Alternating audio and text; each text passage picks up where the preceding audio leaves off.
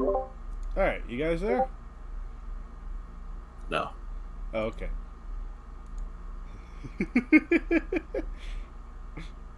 That's So here I am, stuck in the middle with you. Yeah, I'm stuck in the middle with you. Can you hear my fan? Yeah, I can hear the fan. Yeah. Yeah, it's pretty. Yeah. So, oh hey, Giratina's joining us this time. Cool.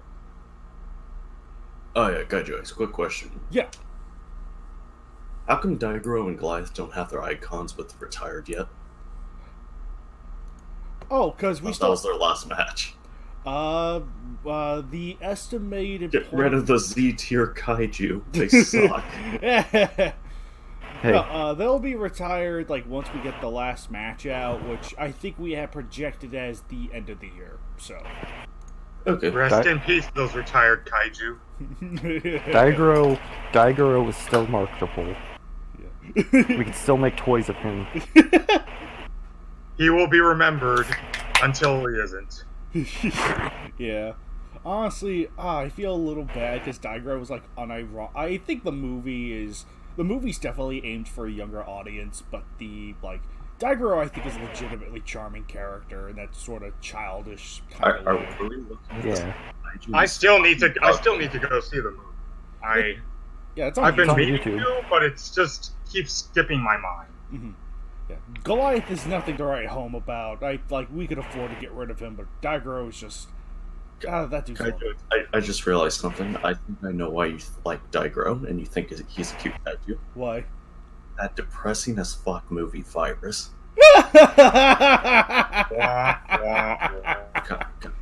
Kaiju X, after watching clips of that, I was depressed for a whole day. Dude, I watched the whole movie and I read the original book. You tell me. Which movie is it? Virus, Joe, don't watch it. It's fucking depressing. Oh, it's depressing. Virus? As all hell. I don't say this about a lot, but that movie seriously depresses me, and not in the good kind of depressing where it's actually good. This one just depresses me where I don't know what the hell to do with my life for that whole day. Mm-hmm, Oh. right. Oh, it's dark. Virus is a dark movie. Yeah, here's the. Yeah, and it's distributed by Toho too. So, fun fact. But yeah, I think that's probably the reason why I didn't pick up Prophecies of Nostradamus to the last convention I went to, because I had a feeling it was going to be like Virus. it's super depressing. Yeah, I haven't seen Prophecies of Nostradamus, so I can't really comment on that. Then again, I'm kinda That's another kicking one I've been myself. meaning to add in. Mm-hmm. Yeah, Kaiju, because that was kind of... Yeah, I'm kind of kicking myself over that one because it was $15 and it had 3 different cuts. Oh, right. So, I don't know. Even if you don't intend to watch it, I think it's good to pick it up. Maybe I don't know. That's just me, though. All right. Well, it seems like we got a good cast of folks here today. So We got the we're good. usuals, then we have the guest star. yes. We're a good group of boys. We're a good group of boys who are gonna die. Yeah. They'll remember you well, folks, for your sacrifices today. Yeah. Anyway, let me get proper introductions out of the way, despite the fact that everything else before this was recorded. Hello, everyone, and welcome to this month's KWCC. I am your host, Kaiju X, and with us today, we have Alex as Ghidorah as Gonorrhea, Giratina93. I think you might have been with us before. Nice to have you back. I was here once, but that was a couple years back. Yes. I'm one of the admins on TK, but yeah, I sometimes frequent here, so hello. We're bringing back a returning character, Yes! a fan favorite. If only I had fans. I was about to say the one no one asked for. There was one person who probably asked for him to come back. No, go And to. this is what happens son. when you go away. Oh, that drove Nagoto away. Oh no. We had Nagoto on us, but he just kind of left. So he might be back in a little bit. I don't know. We have Nagoda technically, and okay, there's Nagoda. Hey, came back. He's muted though. He has been necromancied. Oh, good. Ditto snapped him back to life. And then we also have our beloved Joe. Aw. So with that said, I think we can probably just hop right. It's been a good while. It feels like it's been a good while since we last had one of these sessions. Wait, why am I posting the off-topic section? Kaiju X, you're Why are you? Why am I? Kaiju X. Great. You're fired. You're being replaced. You're being replaced by Manila. Yeah, wouldn't he do a great job at managing this? Well, he can talk. It's definitely better than you. Oh, that's rich. All right. So with that said, we have four matches. We have 4 matches and 2 KWCE matches to cover, as well as a lot of ground in general. Oh, so 4 matches then. Yeah. Well, gosh darn it, Alex. 4 matches of quality, 4 lesser matches, we can say. And no dunking on the KWCE. They're all good stuff. There are only 2 new matches for the KWCE. There are 4 now. I guess so. Post the next two now, Kaiju X. Kaiju X, despite the impressive roster you just created, nobody has time to read the KWCE. But they have time to read the entire roster. Yep. No, the roster is only there so people could get hyped for like 3 seconds and then forget about it. Yeah! You're Oh my totally god, we right! could use a griffin! More again. Oh my goodness. We can use What's Ultraman legendary number before? 78.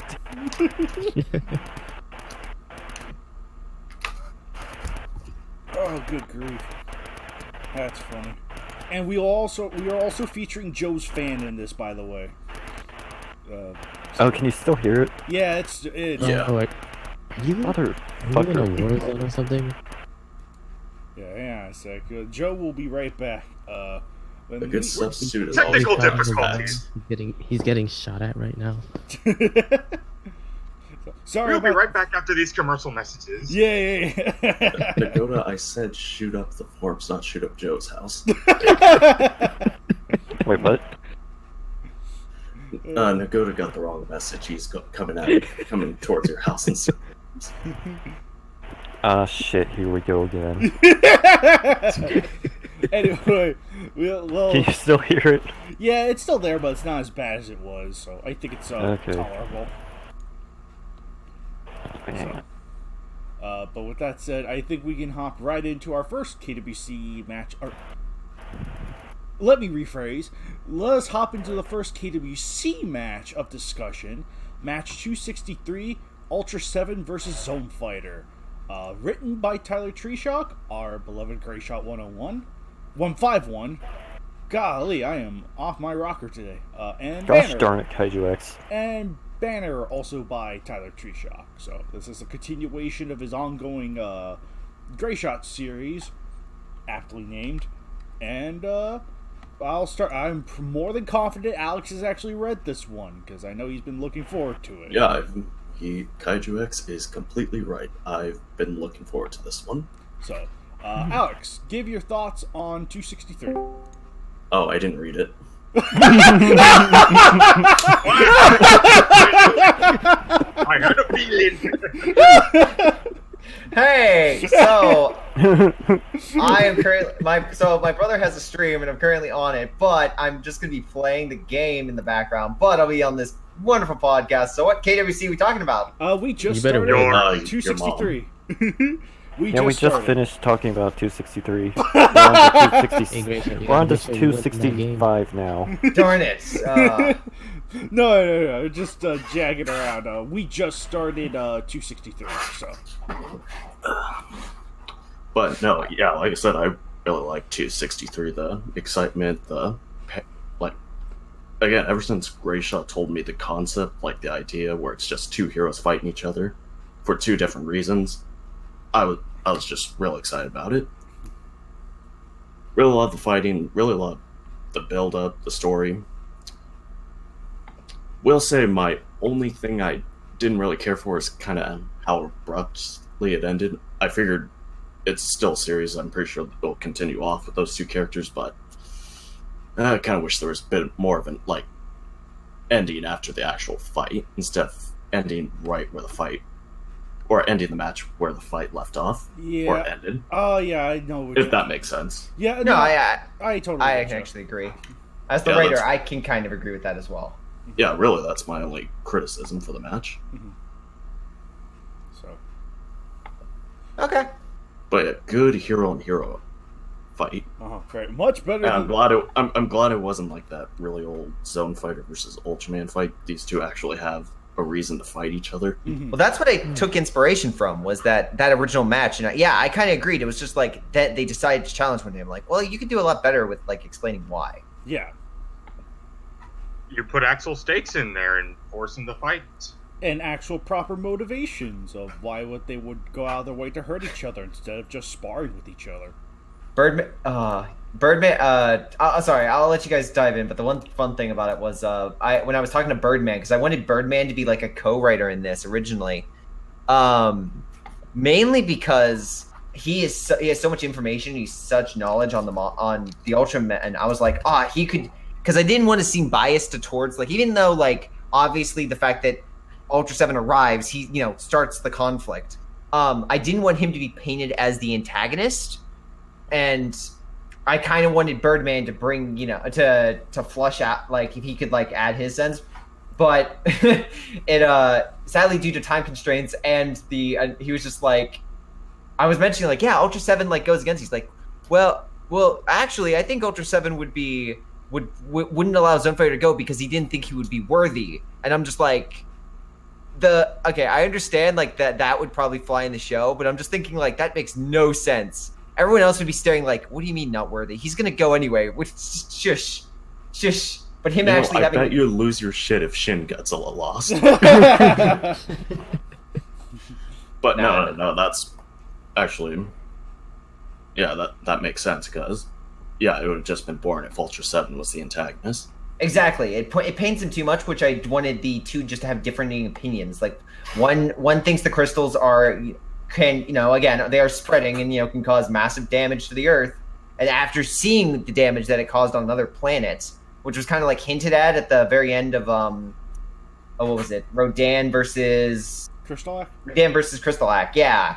There's a brief section of Space Godzilla bursting into space and taking a chunk of the a continent with him, as his fortress is just that massive. Mm-hmm. I kind of wanted to leave the after effects of that. And that was a nice little hint. But okay, sorry, Giantina, your thoughts. Why I really do enjoy a good hero versus hero match, though my personal preference is more villain, which you'll see a lot in some of my other written works, but that's neither here nor there. But in this case, I did enjoy watching Ultra 7 and Zone Fighter go at it for their own personal beliefs on this matter, and the fight itself was pretty well done. With Ultra 7, having more experience and being the better fighter than Zone Fighter, but Zone Fighter just barely etching out a win at the end. I just enjoyed the whole match as well. There's also a very good written plot to it, and while I haven't quite caught up on the rest of your matches that lead up to this, I wasn't too terribly lost. I could get a good hint of what was going on. Yeah, that's the other thing. That's why I'm glad there's no criticism yet, because I kind of always reintroduce the characters that setting up the heat, setting up all these. That's why if every match I have, I always reintroduce the characters very briefly.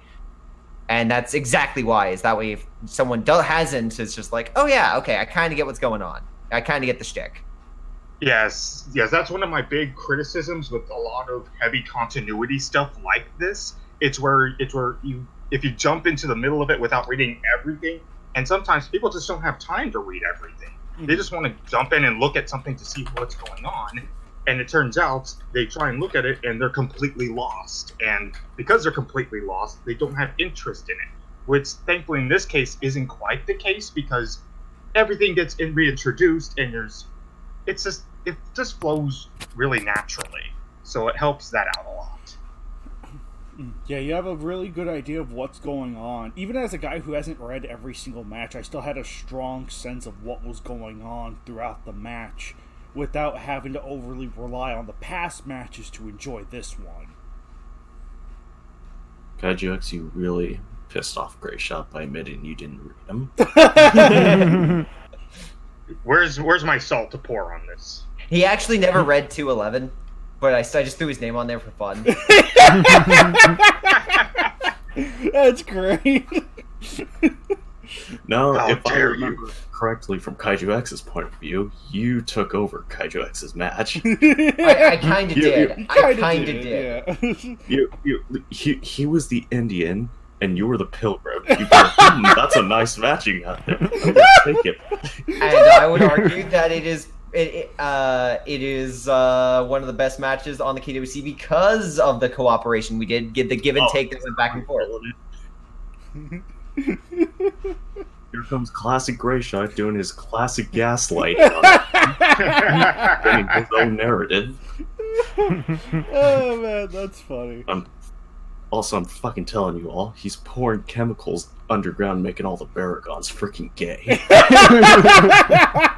Legitimate, this is. That's great. But yeah, Gear T, did you have any additional thoughts, or you good? I did enjoy. I believe Mother Leo makes a cameo in here, if I read that correctly. Yep. Oh yeah, I did enjoy Leo's cameo. I wasn't exactly expecting that, but it was nice to see that because again, this is building off of previous matches, so it's nice to see that bit of canon going forward. But yes, this was a very strong, very solid match to read, and I greatly enjoyed it. Mm-hmm. Ah, cool. Yeah. If I may, honestly, I adore... That applies to your line, Kaiju X. No, I love hero versus hero matches, especially when they're done well. The key word is when they're done well. Batman versus Superman intensifies in the background. Pretty much. Oh gosh. Because I think one of the strong points of a hero versus hero narrative, or even a villain versus villain narrative, is not so much a point of conflicting goals per se, but or conflicting ideologies. And I do love, I love it when ideologies are conflicted as opposed to the goal or whatever. It's I need to stop you because you will do this. That's fine. But I love conflicting ideology, and I think this match does that supremely well. I love the reason, both sides are legitimate, but they also can't come to a point where they can just talk it out. They have to fight about it. And I love the, I guess kind of the dynamic between Seven and, Zone Fighter here. It's why was Seven gone for so long? Inferred to be Ultraman Belial. He was doing wreckage throughout the cosmos, and that's going to take up your time. So, but then you also have doubts set on Ultra 7 of, his integrity as a hero for being gone for so long. Zone Fighter, is kind of indebted to Nick in a way. He, wants to prioritize saving Nick and the, any of the others from the black holes, even if that means keeping the crystals afloat for just a bit longer, which, as seen both hinted at in Rodan vs. Crystalak and at the beginning of this, waiting isn't a good thing. It's never a good option. Outside of the kind of abrupt ending, I think that was probably my one major point of criticism as well, is that it just kind of ends. I wish there could have been a little bit more of an epilogue after that to wrap things up a little better. But the fight was excellent. The fight really was an excellent fight, and I adore, so you got Ultra 7 who's more experienced, So Zone Fighter goes for critical mass, which is honestly was not expecting that. But it was also like to get enough power boost to compete with 7. And it's like, oh, yeah, this is definitely probably like at least top 10 favorite matches, maybe top 5. I'd have to think on that. Just cutting in real quick. The idea for Zone Fighter going critical mass was very much, it was kind of born out of necessity, because the more I looked into Ultra 7, the more I realized, oh my god, this guy's been around for, like, legit. He's probably fought thousands of, like, hundreds of battles, thousands of monsters. Like, he would be, a character that's been around a long time. His experience would be off the wall. Sure, he isn't as strong as Zone Fighter, but strength only goes so far. And in comparison, Zone Fighter, I make note of the match, is essentially a monster. He has less experience. The only advantages he has is his strength and his unpredictability. Yeah. And the critical mass was the easiest way to play into that because it enhanced those abilities, and it's something Ultra 7 would have no idea about. He had never fought Space Godzilla, and therefore he would think, oh, this is Zone Fighter powering up. He wouldn't realize it's with the crystals around him that are actually doing this. Mm-hmm. And it's only Zone Fighter who saw Space Godzilla become critical mass that actually gave him the idea to do this in the beginning. So it's also characters playing with information that the other do not have. Mm-hmm. Oh, absolutely. Absolutely. Which even then, like, in regards to, like, his increased strength and whatnot, even then, you can see Ultra 7... My favorite moment was Ultra 7, like, baiting Zone Fighter and, like, throwing his... what's it called? The slash... what's it called? Eye Slugger? Eye Slugger, yes. I want to call it the slasher. Throwing it around the planet and bringing it through with, like, telekinesis and, like, coming straight through the rock they were fighting on, slashing up his chest. Like, it's 7 using his smarts and his experience against, again, what is in essence a very powerful monster. Mm-hmm. But that was a very fun dynamic to write for and write with. Oh yeah, absolutely, and I'm also glad you at least consulted with Birdman about it, because I'm sure his advice probably allowed you to get in the right direction for the most part, and I think that turned out wonderfully. Oh yeah, 1000%. If he's basically he's not the writer here, but I asked him a ton of questions and I got his feedback on a lot of stuff. I also had him look it over just for specifically the character dialogue of 7, because I wanted to make sure it was in line with his material. Mm-hmm. So, yeah, Birdman is our legit, expert Ultra, pretty much our resident Ultra expert. So it's if you need anything, just go ask him. Oh, yeah, 1000%. Mm-hmm. So, but yeah, honestly, just all in all, fantastic match, Tyler. You did an amazing job with 263, and I look forward to what comes next in this saga. I do as well. It's a good thing it wasn't 264, otherwise that match would have automatically sucked. Because 64 is the death number. 64 is a death number, but we'll get to that one. It really is. Let's hope. I can't wait. Let's hope. I can't wait for 364. Yeah, I know. I'm saying I hope 364 is the curse breaker. It's not. We all say that 364 is going to be bad, but it's going to be one of our matches. That's going to be bad. It's everyone versus everyone part 2. It's just we're oh god, no. Be right back. I'm going to get to work on that. Yeah. And then we'll schedule it specifically for 364 anyway. Nagoda, what'd you think of 263? Really liked it.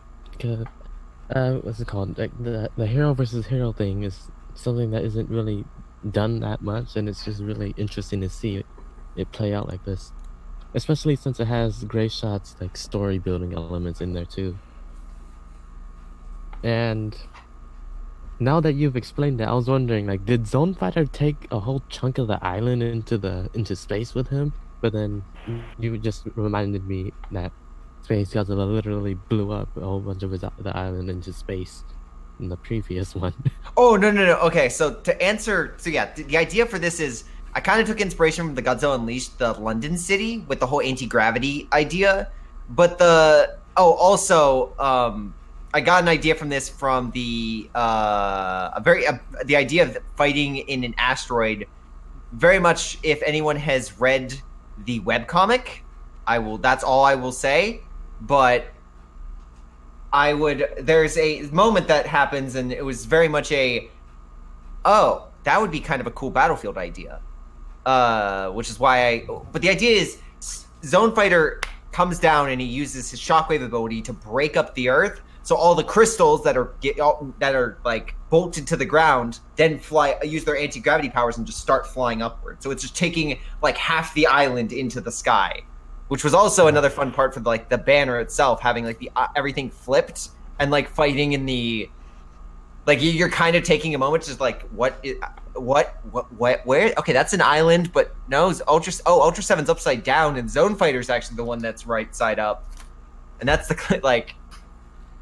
So that's what the banner also is inspired from. But yeah, it's Zone, and that's what he quote unquote calls the meteor storm. Which, by the way, I may know this in a comment on the site, but I always got the idea like that when they screen their phrases, it's like morale for them. It's not actually a move. Like there is no such a move as the meteor storm. It's just it's Zone like Fight. Spider-Man making jokes to make himself fearless. Exactly. It's for me. That's what I always got for these characters. It's Zone Fighter. They say their moves to boost their morale and strike fear in their enemies.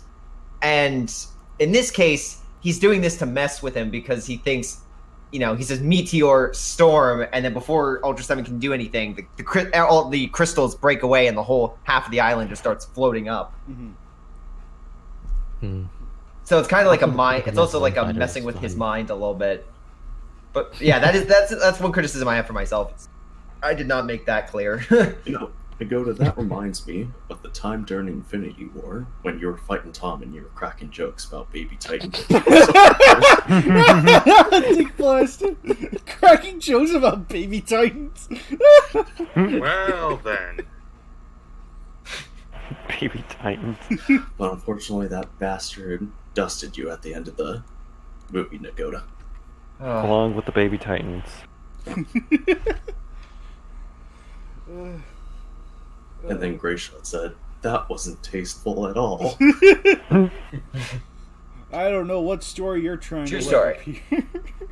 Anyway. Oh man, Kaiju, you remember that time we all fought and Tom in the Infinity War? Oh yeah, that's right. Now I remember. Gosh, Alex. I told you would die for that. Alex. God for the orbs. Dick blasted. Come for the orbs. Alex, aren't you supposed to be dead?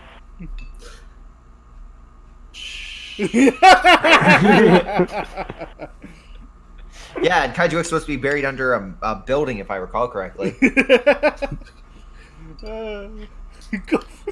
Should have gone for the orbs, Dick blasted. Nagoda. But yeah, did you have... Nagoda, any final words? I like the banner. Oh, and how Belvera criticized her sister for basically ruining the timeline again. Yes! Oh my gosh, I completely forgot about that. Yeah, that was like another like unexpected but legitimately good scene. Oh, yeah. Yeah, don't mess with the timeline or else this happens.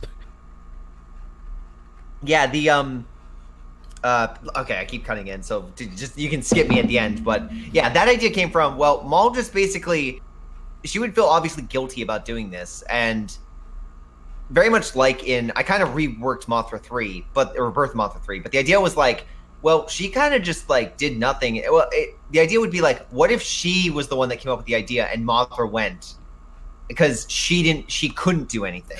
Like she gave him his power to do his own thing. Because then she just basically freezes, literally well, she turns to stone, but she literally freezes. And that's the kind of the idea here is she loses her sister, she loses Fairy, and she's all alone with Leo, and she's usually the stoic one, the one that usually comes up with the plan. She's usually the more heroic one, and she just can't really do anything. Exactly, and she just literally freezes. She just literally like she can't motivate herself to do anything.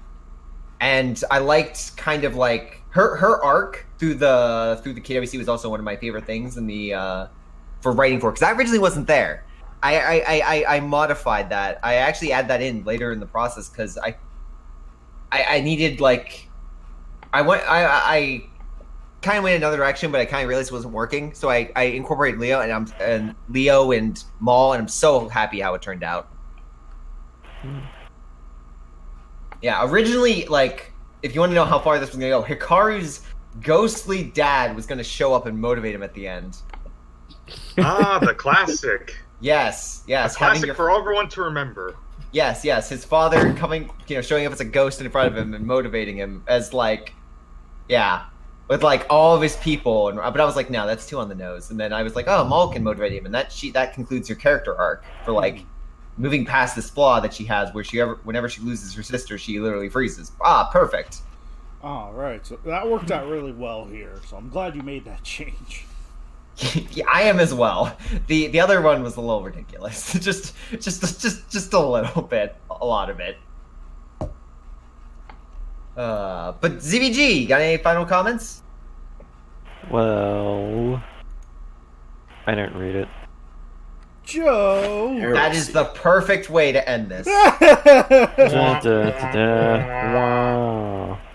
Things are fucked up when I actually read something.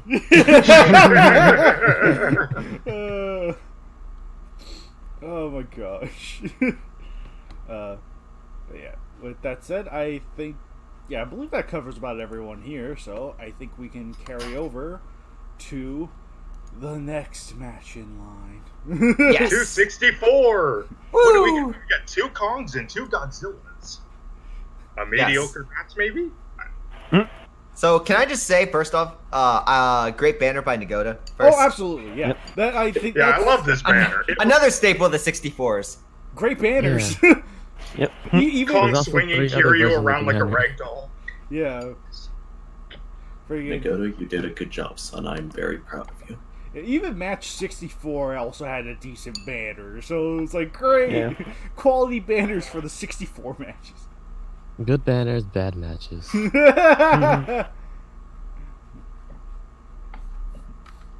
So Alex, did you read this? I believe I did. Okay. I'll say this: it's better than 164.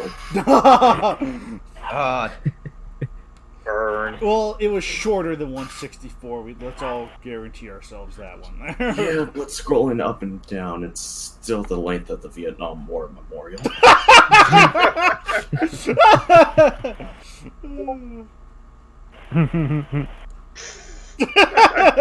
Okay, Yes, that is the Joe, banner that is for the 164. banner. Oh gosh, that old. Oh Jesus. Oh, man.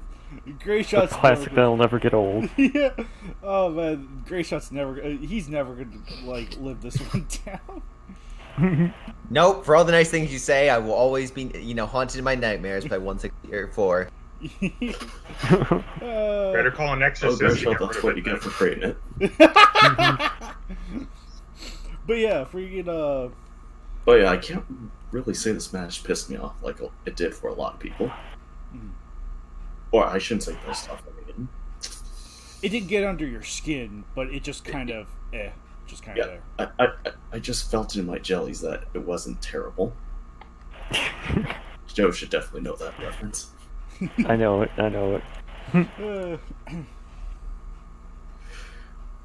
Well, yeah, I can't really say anything about it because it didn't annoy me or anything like it did for everyone else.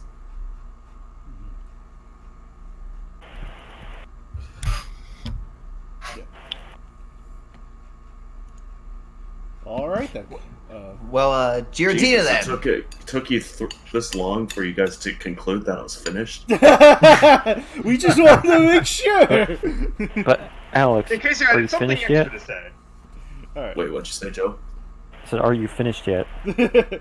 Yes. As you were saying, Okay. Giratina. This match, I distinctly remember reading this, and when I read it, I was like, okay, so we have very clear alliances set up, and now changing alliances isn't anything new in the KWC matches. I remember another one where Mothra and Batra start off on the same side, but kept changing sides because Batra got angry at Mothra or whatever. Yeah. But this case, there is so much alliance changing that it just starts to create a headache.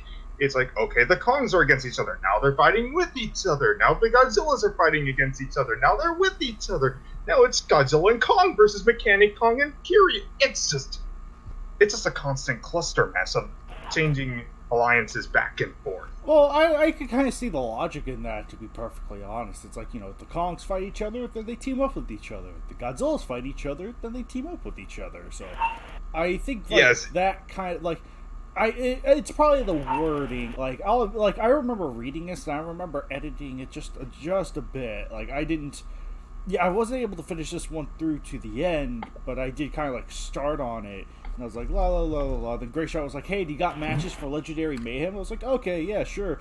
I was kind of preoccupied with real life stuff at the time. That thing we all do outside of the internet. Wait, what's that? How dare you? How dare you? How dare I prioritize my own needs and wants outside of the KWC? How dare I? How fucking Great dare not you, all to Kaiju? Applebee's. But yeah, I think Also- Let's go to more classy places like Chili's.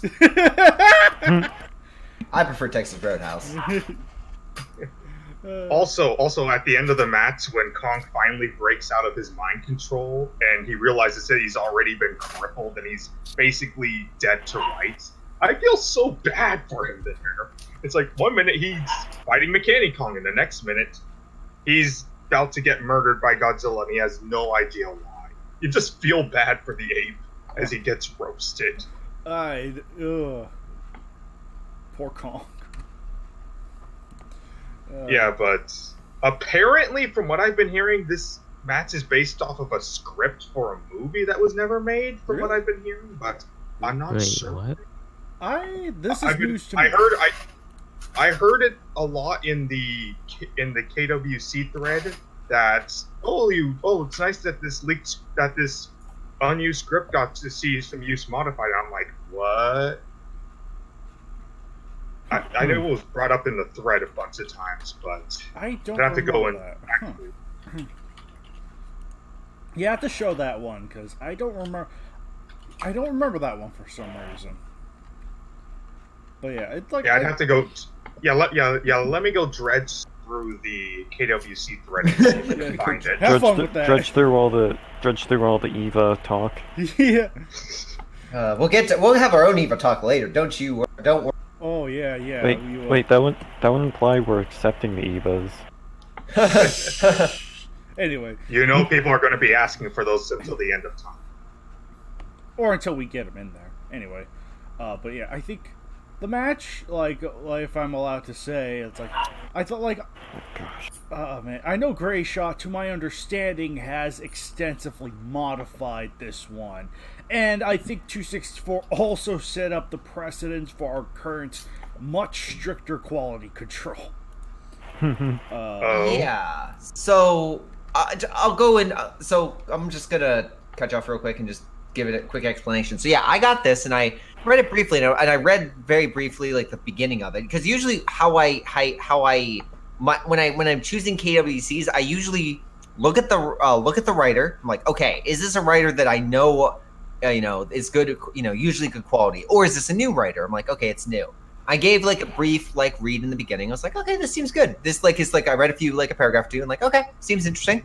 And then I went back and I got Nago to do the banner for that, and I went back and I started editing it, and I stopped after a few pages because okay, this is taking more than effort I thought. And then I realized how close it was to the end of the month. I'm like, okay, this is gonna have to push.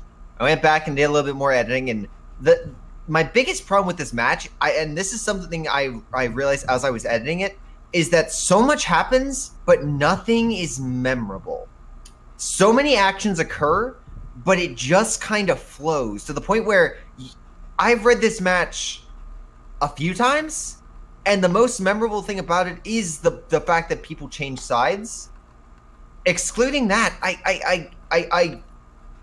It just all blends together. It's so long, but it's weird. It's long, but it blends together. It's like so much happens, but nothing happens at all. That feels like impactful. So there's also the one part where they reenact the fight between Zipsy and Leatherback at one point. I believe Kong picks up a crane, starts whacking Godzilla with it. It's like, oh, I remember seeing this in Pacific Rim. Yeah, but that's the only bit that specifically stands out, aside from the ending where Kong realizes he's crippled and then just gets his face burned up. Nope, 1,000%. So this is the Amazing Spider-Man 2 of the KWC, right? Oh gosh, I think you're right. No, that's any match. Oh. My biggest problem with my biggest problem with this match is like there's a lot. It's very repetitive in like the actions that occur, and I went through and added a lot, and I went through and like cut pieces and added detail just because. And this is my biggest recommendation for anyone ever writing a KWC match. Like this is my 100%. If you have one priority, in like what Grayshot would always recommend, it is make your actions memorable. Mm-hmm. If you can have a character do 100 things, no one is going to remember the 100 things. Yeah. If you make one character do something awesome, one very detailed action or move, I will remember that. I will remember in regards to like 263, I will remember Zone Fighter performing the meteor strike through Ultra 7's beam. Because that is like there's a ton of build up, there's a ton of sequences, there's like there's the dialogue, their internal monologue, and then there's one action that encompasses what is like 6 paragraphs of build up. Yeah. That's an extreme example. But another one I have actually another one is 260 or 261. No, 261, which is Godzilla Legendary versus Godzilla Heisei. When it's Godzilla and Heisei and Godzilla Legendary, and they have that awesome beam battle, and you see like the ball in creating, and then there's the explosion and knocks Legendary into the water, and Heisei jumps in and chases after. Like that's awesome. Like that was a cool build up and a cool use of moments. Or, for instance, with the Orga and Hell match, the whole sequence when Orga is just walking through the desert, it's wonderfully done. It's just a description of his action, and then there's the fight with Destroya, which is again awesome in itself. But I will remember that one sequence, and that's what I recommend. If you're going to write a KWC match, make your sequences memorable, make them unique, and make them very detailed. Yeah. But in this match, there's a lot of short actions with little detail that just makes me lose my focus a little bit. And that's the best thing I can... and that's my problem with this match is, at the end of the day, I don't remember too much of it. Yeah, totally. Because, that's the thing with writing in general. Like, if this were visually seen, like, if this were... I think the problem is with a lot of, amateur writers, if you will... I think especially Godzilla fans who write fanfics, they tend to write prose with a more visual styled storytelling in mind. That is to say, okay, every hit has to matter. You see all these strikes, but that doesn't amount to much in the prose form. So it was like in the prose form, it is all about the 6-paragraph build up to that one thing. It is about literally building on as you go along. It's literally about how descriptive you can be with the material. Because otherwise, it's like you could say they fought for 3 hours, but that's not really that impactful without all the build up. Yep.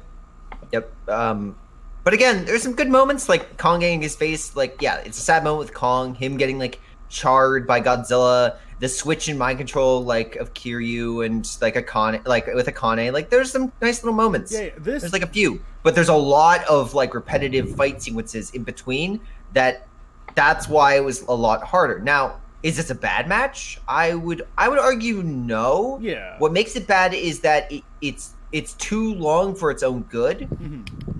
because it only the other problem I have with this is if you have a monster sequence and you're having a fight, that's why if you take a look at like Ultra 7 versus Zone Fighter versus this match, there is a lot. There's different points you can point to at Ultra 7 versus Zone Fighter. Like there's a discussion at the very beginning. There's the meeting. There's the Ultra 7 discovering the planet. There's the fight in the asteroid field. There's the fight on the ground. Like every new situation, there's a different environment, so you can point to and like I can clearly tell each section where it is and why it's different from the rest. Yeah. Here, there's no distinguishment. Like if there was a part where they fought in the water, or in like another part where they fought in like a park, or like stuff like that actually changed the environment and made the actions different, then I think this match would be better, and the longer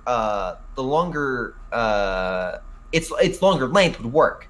But by the fact it's all in a city and very much like 264, the fact that it's all in a city and the action is very much kind of blurred together by the fact that the monsters it's going back between the monsters, and there's no like hard cut to Akane or hard cut to Doctor Who, like that's more than like a few paragraphs. It just again blends. Mm-hmm. But here, back in just a second, guys. KWX, continue. All right, yeah, gotcha. But yeah, I think that's probably this match's in particular biggest. Oh, thank God he's gone. He will not be missed. But no, I think that's probably this match's like biggest flaw overall. Like, it's not a bad match. It could have climbed up to be something better though, had it taken the time, like putting in the making scenes memorable and changing it up. I think those are probably the two biggest things you could have done to make this particular match a lot better. So, Grayshot said this match is too long for its own good. He should take a look in the mirror. Well, no, that's his experience talking. He's like, all right, I finally found that bit where someone said that it was based off of a lost film or something. okay, cool, awesome. It was your own post, Kaiju X. What? Here, let me copy and paste it and put it up into the KWC general post. Please do, or you could just click on the all right, please do, because I do not remember this. When was it posted? Like 2 years ago or something? A year? It was posted on the It was posted June 30th. Of. Wait. Nope, I'm misreading this. This was for something else. Oh, okay. What the heck? Yeah, it was for something else. It was for the fan-made G94 graphic novel. What the heck? I could have sort of saw something else, but ignore me. Carry on. Oh, okay. So, what'd you think of this? Wait, whose turn is it? I think it's Your Nego's. turn, my son. Oh, it's my turn? Yes, your turn Talk, to talk child. about... your turn to talk about It 260. was... This match was just really confusing at times. Like, you just kept hopping around from one place to another. It doesn't really catch your attention that much. Like, it'll be like, oh, these guys are fighting, and then it jumps to a whole other part of the fight, and then it jumps to another part, and then suddenly this guy's in the air. Why is he in the air? You don't know. He's just there now.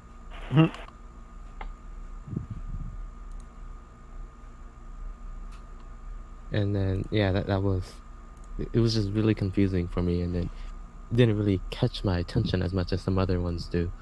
That's all I have to say. Joe, did you read this one? I didn't, and I'm kind of glad I didn't. Okay. But you're missing out on so much deep lore. Okay, that got me a lot better than it should. Any right should. Deep lore. Mission Deep lore. complete. But yeah. Yes, the deep lore of how Mechanicon operates. Clearly. Well, if I wanted that, I'd read 133. Oh. Okay. So. Yep, we can have Mechanicon be sentient, but we can't have our rainbow Mechagodzilla. Fuck. Well, Thank you, Tom, for your weird matches. Also, Brasian and Kaiju X, you guys are assholes for not allowing us to have multiple high-side Mechagodzillas and high-side Mogears. Wait. You're Because if Mechagodzilla Showa could be mass-produced, why can't those Stupid two mass. But I mean, we can have two Megaras, so that's fun. Yeah. Nagoda, that's Two not mass Garas. produced. That's only double. Yeah, but That's- you know how crazy that match could be with just two Megaras and just unleashing everything on one guy. Can you imagine? Beams for days. Can you imagine Really? Mogera spiral grenades just opening fire and just blasting half a city apart? Oh like, my gosh, jeez. Holy shit. But Gracia, I'll Michael tell you Bay what would better. be Why not? happy. Why not the whole planet? Just a million Mogeras shooting their Yeah, spirals missiles into the earth. The Mysterians, process. made by Michael Bay. Yeah. How dare you? How dare you support this arbitrary process? Restrictions. Oh God. Should just put in the fan fiction section. Yeah, it's not like we have another KWC related thing on the forum. we That- definitely don't. Definitely not. Nope. I don't. Yeah, think nobody reads those. Yeah, I know. Nobody reads them. Anyway, with that said, we can migrate over to, since we got everyone covered while Greyshot was out, we can now migrate over to 265, and I swear that was not meant to be a pun, because this is basically an aerial dogfight between Mothra Heisei, Batra, Gauss, and Heisei Rodan. With Gauss rocking that guitar. Oh yeah! Yeah. This, So, with that, I'll let yeah, Alex, did you read this one? 265. I did. Yes. Gasp. the gasp. Alright, give us your thoughts on 265, my dude. All right. I don't remember a damn thing about this except for Rodan winning.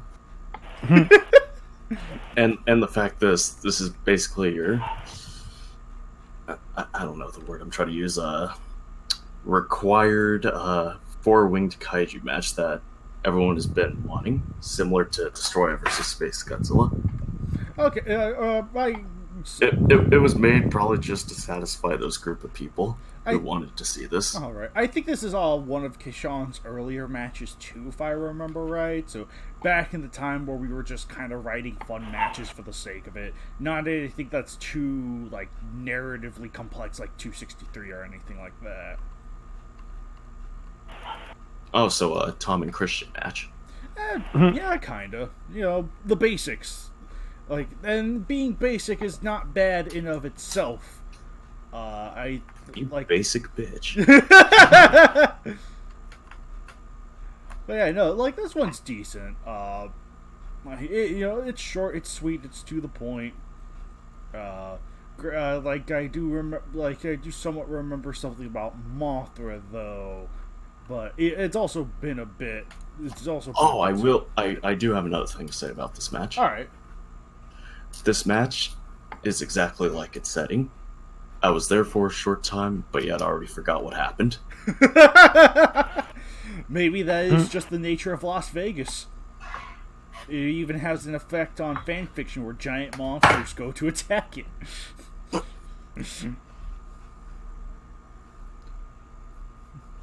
So, alright. Giratina, do you have anything to say about 265? Yeah, this felt like an earlier KWC match. It's short, it gets to the point. You have the surprise last second upset of Rodan going, "Hey, I'm still alive, guys," and just killing Batra. It also Batra performing a sudden betrayal against Mothra because logic. And it sort of feels by the numbers, simple and clean match. Mm-hmm. It's not too memorable aside from those things, but it doesn't overstay its welcome, and I did enjoy some of it. Plus the banner is easily the best part of it. Oh, easily. You cannot go wrong with it with Gauss playing the guitar. Oh, heck yeah. Oh, yeah. Whoever's idea that was, kudos to you.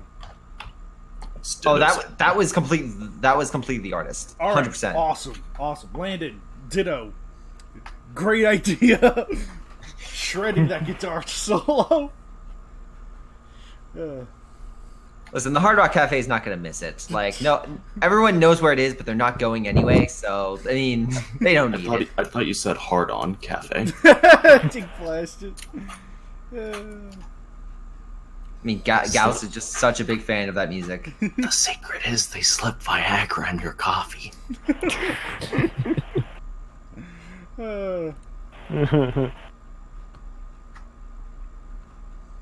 But yeah, I have to echo Giratina's statements. It's like it's not like too like it's by the numbers, sort of run of the mill, only in the sense of what you would want out of the KWC match. And like I said, never a bad thing, but so it's decent enough. Banner is probably the strongest. I have to say the banner is probably the strongest part of the match, just because we get a nice guitar shredding with cows. Oh man, so yeah. Honestly, I don't have I remember reading this one, but even back then I didn't have too much to distinctly say. So I think it's fine for what it is. Like if you're kind of a bigger fan of the earlier KWC matches where they're short, sweet, and to the point, this should satisfy you fine. So.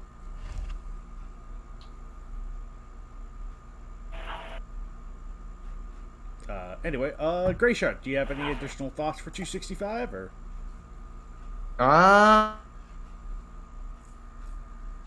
Great. I really enjoyed the fact that I was different from the previous match, but I kind of wanted to, with Mechanic calling out, I was like, no, we need another match with a whole bunch of flying, with a whole bunch of monsters, but this one is just flying. And this one, I think this works with the monsters because yeah, it is shorter. The action is a bit more memorable. Yeah, the betrayals work. There's monsters aren't taking hit after hit after hit. They after a reasonable amount of punishment, they just go down. Gauss's death was also kind of a nice KO. Him just getting basically obliterated was just very nice. And Rodan coming out as the victor, I was kind of expected, but I was still, it worked. I would also agree with you and Tina. Very much felt like an earlier KWC match, not in a bad way. It's just a whole bunch of monsters just trying to murder each other, and pretty good because of it. Mothra, seriously, she won? I bet if Rodan lost, you would all lose your shit. I know there would be people screaming bloody murder. Oh, probably. Giant moth bad. Baby caterpillar's bad. There are still people who are upset over Godzilla losing to a pair of baby caterpillars in movies. So. Oh, yes. Well, we don't accept those people as humans. No, Joe. They don't deserve rights. Sure. Or how people are still upset over that a giant gorilla won against Godzilla 60-something years later. Monkey. To the point where you still have people begging, oh no, there's a secret ending in Japan where Godzilla wins. There has to be, I swear. Yeah, good luck. Monkey. Kong is a thinking animal. Yes, a thinking animal on drugs. I'm still fucking pissed that after the ending of King of the Monsters where Godzilla ate his own ass, they didn't have the post-credit scene where Kong sucked his own dong. Because now I'm gonna think this movie's one-sided because there's no way Kong could defeat Godzilla because he didn't suck his own dong. You save that for the sequel, man. You save that for the sequel. You don't tease at the end. You don't do any of that crap. You save Kong sucking his own dong for the continuation. No, Kaiju X, you're not getting the point. If you want people to be excited about this, not expect this to be one-sided garbage, you have Kong suck his own dog at the post-credit scene. Anyway. And that way, Kong could have his own white atomic breath. Gosh. Not much to suck there, considering gorilla anatomy. Anyway, Dakota, what'd you think about 265? I know I read it, but I don't remember reading it, so I think it was short. I think there was a betrayal by Vatra, I don't remember how Gyaos died. I think something about like skills and something like that. I just remember that Rodan murdered I think Batra and then left. Also a really good banner. And one more thing. We forgot to mention how the last match was the start of the quality control of KWC. I had made mention of that, so. Oh, then my phone was probably dead then, because it unplugged itself on accident and then it just died. So it conveniently dropped out when it mentioned the quality control, so that when your next match, you have an excuse to not follow the quality control. I see. Exactly. Brilliant scheming, Dakota. Dakota, that reminds me, when you turn 21, I'll take you to Las Vegas. Father-son bonding. Just remember, Dakota, don't be entranced by the thoughts.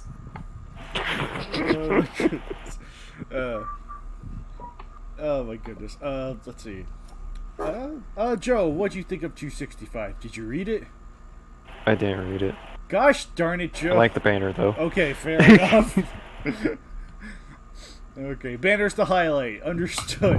We will move on to the most... Seriously, I'm surprised I read more than Joe this time. I know! What the heck? Joe, you're laying us down. Joe. Here's your medal, Alex. For most reading matches in succession in a long time goes to Alex. Oh boy, what did I read? A new match. Yeah, today, and right now we'll be going with the last of the KWCs, match 266, which was just released today, Daigoro versus Goliath, written by Landon Soto. I.e. the sequel that no one expected to be a sequel. Yes. The original. Yeah, that's basically, yeah. Okay, let me lay it down. Okay, written by Landon Soto, who did the banner for the previous match, and banner by me. Hooray! Yeah. But I will have to say, yeah, let me clear this up. To my understanding, Daigoro vs. Goliath was meant to be a continuation off of King Ghidorah Heisei versus Daigoro and Goliath. However, I never got that match, because I think as everyone here probably knows, and for those uninformed, Daigoro, Goliath, Heisei Ghidorah, and Heisei Mothra will soon to be retired. Daigoro, oh, thank God. Right. Daigoro and Goliath will be the first to go, estimated to be by the end of the year. So we have been rejecting all matches ever since we made that announcement. However, among the matches that were lost in the rejection was supposed to be part 1 of this narrative. However, I never got part 1. I only got part 2. And I never realized that this was meant to be a part 2. I had thought that the beginning with King Ghidorah was meant to imply foreshadowing of how the match would turn out. Like, I had thought, oh, like, you know, it was like the unlikely duo that drove him away. It's like, who could it be? Daigoro and Goliath, you know, kind of like hinting at the fact that they worked together. And I thought the Ghidorah featured in the match was the Showa Ghidorah. So I thought this was meant to have like a stronger like Showa continuity presence, not a match that was continued off of another one. So we got a Dragon Ball Z Dragon Ball situation where we got Z first and then Dragon Ball came later in the States. Yeah, to provide some, I guess, additional context, since I was the verifier. Yeah, I have to agree, I did not know this was a sequel. Mm-hmm. In fact, I kind of thought this, for some reason, I don't know why, I thought this was a sequel to Oregon Hell, because mentioned in Battle with Ghidorah, so I took it as, allying with Ghidorah against Orga when they broke free. I'm not even gonna lie, I legit was like, is this a sequel? But then I noticed there was no continued from, like, it's probably just like some foreshadowing to like the relationship. Like, it's just offhandedly they had driven away Ghidorah. Like, of course these two were the ones, and that's what unified them, and now they're back together. But yeah, because I even checked my own list, because I was like, do I have a King Ghidorah? No, I don't. Huh, okay. I'm probably overthinking this. But yeah, I think I also remember sending this to Kaiju X because I knew about the retirement, and I thought this would have been the perfect match to send them both off. So I kind of checked with Kaiju X a few times to make sure he got it. Yeah, I sent it to him. I sent it to. I hadn't expected Grayshot to post this one up so soon. I was like, oh wow, okay. Well, Yeah, I'll tell you why. I'll tell you why. Because of that ending. That's why. But please, but I'll save that for later. But no, that if you want to know why that is, that is why. All right, but yeah. I was just gonna say, which is why I'm kind of confused that the two Kaiju don't have the retired icons yet. Well, right. Well, it's because there are still more matches that we're going through right now. So This would have been the best finale. this would have been a really strong finale. I would agree. But Great shot screws over the little man again. No, that's why. Okay, to be quite frank, that's why this match got posted, because I liked it so much. I'm not a fan of these monsters. I will flat out say that. I'm not really too big into Daigoro and such, but I read this match. I'm like, let's see, what were the previous? Oh yeah, Mothra and such. Most of my banners include Mothra. Oh dang it, this match is so. You know what? I'm gonna post this match next. Mhm. Like, I legit asked Anthony days in advance than I usually do, because I was like, this match is so good. This match is just so good. Mhm. And that's why I posted early. To my credit, I have a problem doing that, because then I don't save matches for I should have saved this for 270. I should have saved it for 270. But me being like, oh, this match is so good, I posted early, and then now I'm like, well, now I have to go find something for 270. You should have something for 270. Gosh darn it! I already sent it to you. Right. Godzilla versus Godzilla Part 2. The match I secretly wrote under everyone's eye. Yes, it's the match to bring Godzillasaurus back. Well, this is going to be wonderful If it's to a read. sequel to that match, I would not be opposed to it. No, we're just jagged around. There is no Godzilla vs. Godzilla source round 2. No. But yeah, You just killed 100 people's hopes right there, Kaiju X. that's my job. Yeah, no more ding dongs coming in the future. Well, no, you You can still, ding dongs. you can still have Or ding Billy dongs. the Triceratops. What are you talking about, Grayshot? You could still have those, just no Godzilla source. Nope, they're gone. They're just gone. Gone into the void. Gone. It's fine, Super we just dudes gotta to slow it down. atoms. Leader of the When KWC Thanos right snapped his there. fingers, they were the first to go. No! Anyway. Kids, that's your leader of the KWC. The Killjoy. Anyway. Alex, do you have anything to say with 266 or anything to expand on? No, I just really like it. That was a really good match and probably way better than the movie. Yeah, really fun match. Immediately sent it to Kaiju X right after I read it. Oh, yeah. Giratina, what'd you think of 266? Oh, time to disappoint everyone, but I have yet to read this one. Aw. Gosh darn it. Well, spoiler alert then. Wait. I mean, it Yeah. just came out, so... I'm skimming. I'm reading over the maps right now, but I do like what I'm seeing. I'm not too familiar with these particular monsters, but it's looking like a pretty fine read. That's all I can say on it. Alright.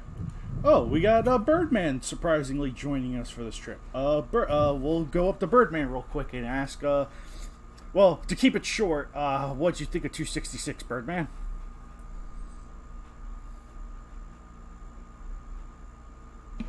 And if you want, you can leave your thoughts on 263 through 265 right now as well. Right. Just keep it brief. He's typing. Oh, he's definitely keeping it brief then. Alright. Part 3, I missed that. I think part 3 was referring to Joe's part 2 Electric Boogaloo comment. Wow, this feels like Weekend of Bernie's, with Birdman being the dead body. Yeah, we ask him for KWC information, and he goes in.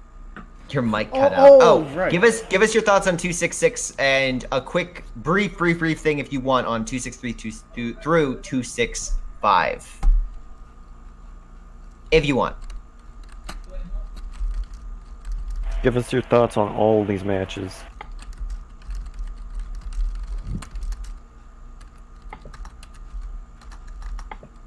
Yeah, but as he writes that, I guess Kaiju X, what are your thoughts? I adored this match. I remember doing a little bit of editing, but the thing is with me is that like after editing so many of Landon's matches, I kind of have an idea of like where to I recognize his flaws in his writings, which makes it a lot easier for me to kind of navigate through his stuff. So when I read the first version, I was really happy. Like the story, I was really happy with. Like this was like I was absolutely happy with just going through making the needed touch-ups and then going from there. It has a lot of memorable, it has a nice bit of bulk to make sure everything sits. I think the monsters are treated respectfully, and even though this was supposed to be a sequel, if it's any indication, the fact that it's still here, I think it holds up really nicely independent of the first part. I don't think you need the first part. If anything, I think it's better without the first part because it makes the ending just that much more unpredictable.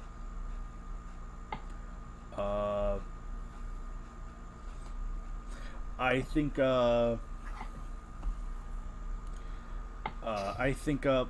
this was just an overall really good match, and I know I hadn't made a banner in a good while, so I was like, yeah, maybe I'll just use this time to get a banner made, and thanks to Soul Godzilla with his Daigoro figure, I was able to accomplish that, so... the comment section. So, I just really love this match. I think this is... this is gonna rank up pretty high. I don't know how high, but this is definitely one of my favorites, for sure. Mm-hmm. So, this is definitely one of my favorites from Ultimate Ditto or Landed Soto, for sure. Well, which is it?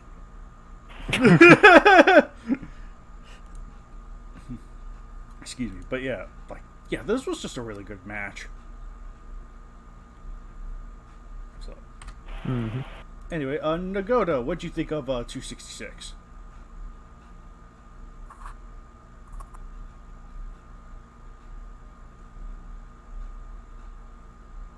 Nagoda?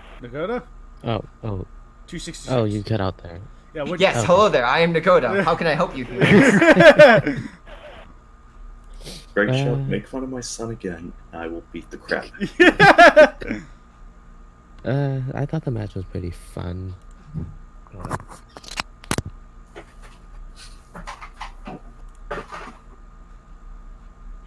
Sorry about that. Someone walked in really quick. I had to mute myself for a bit. Okay, so I thought it was fun. Good sportsmanship by Daigoro.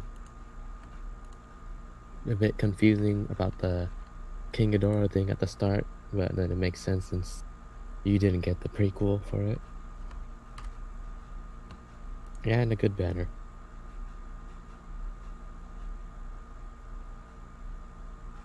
Oh, cool then. Right. ZVJ, did you actually read this one? You mean ZVG? I did. ZVG. Hooray! Wow, okay. This was a really cute and heartwarming match. I really liked it.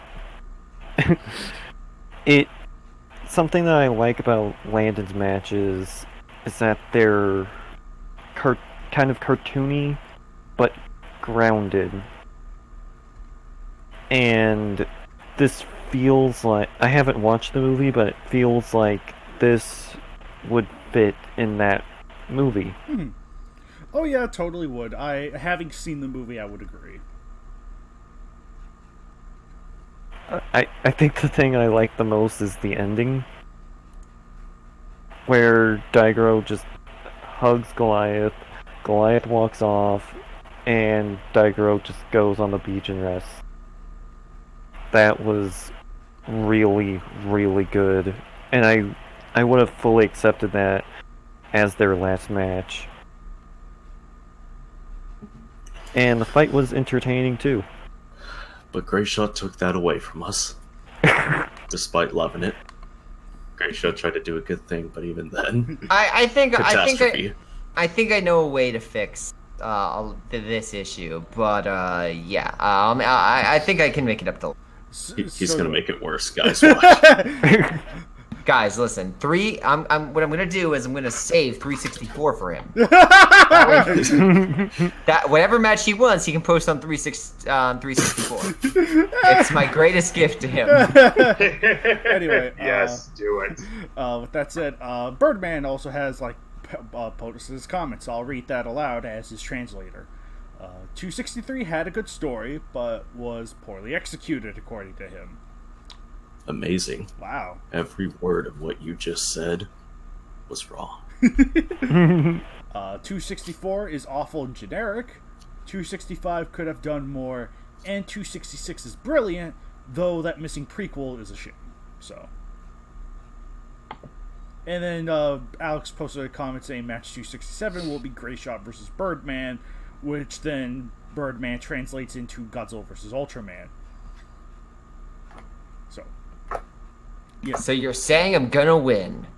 I don't know about that one. Anyway.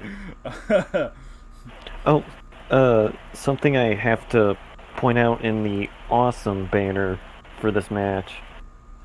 I see King Ghidorah in the corner. Yep, that's Ghidorah. There he is.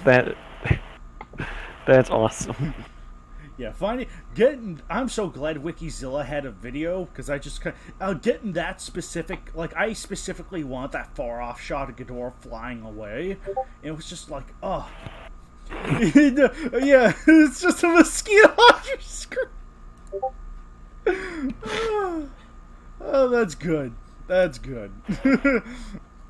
But yeah, it's like, yeah, I really enjoyed like making this whole thing, having the king, because I was under the impression this was Showa Ghidorah, so that was kind of the first thing that came to my mind was this particular image, just a little King Ghidorah Easter egg because he's technically in the match.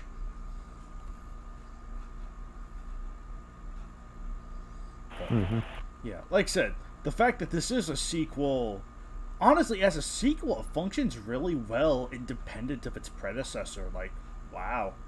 Yep. And, like I said already, if anything, I think it works better for it with the heartwarming ending it has.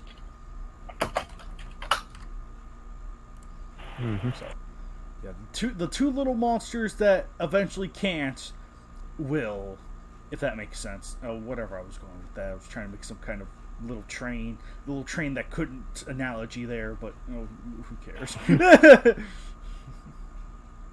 No, we got you. No, and again, that's what I think about this match is the moment I read it, I was, especially that ending sequence, I was like, this is going on the site. Mm-hmm. And yeah, when you first heard that I was posting on this like a few days ago, you seemed surprised, but like after reading this, I was like, yeah, this is like one of the feel good matches of the year, which is like that like nice little ending and the way they depart. Yeah, it would.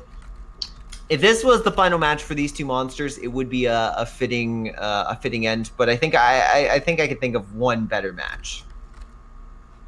But no, otherwise that is our final KWC. But let us check out. I just remembered. Yeah, this match doesn't end with Goliath losing his horn. Yep. Best Goliath match. Thank fuck. Yeah, I know. Actually, yeah, you're totally right. I think this is like the first KWC where he hasn't lost his horn. It's like someone it'll be the only match he doesn't. It's like someone finally gained a brain on how to defeat Goliath differently. Oh, right, right. Thank you, Landon. So with this being the feels good match of the year, clearly the next match has to be super dark and depressing. We'll see about that. So everyone dies. But yeah, anyway, I think Giratina, have you had the chance to read through, or did we spoil it too much for you? I read through it, and yes, I didn't. I did enjoy this match. It's not quite a sparring match, but it's sort of like a finally we're gonna settle this once and for all, and they leave on decent terms. It was a feels good, not to the death, but just a nice standard match and a good way to end it off. Two monsters. Nice for Daigoro to get the win. Mm-hmm.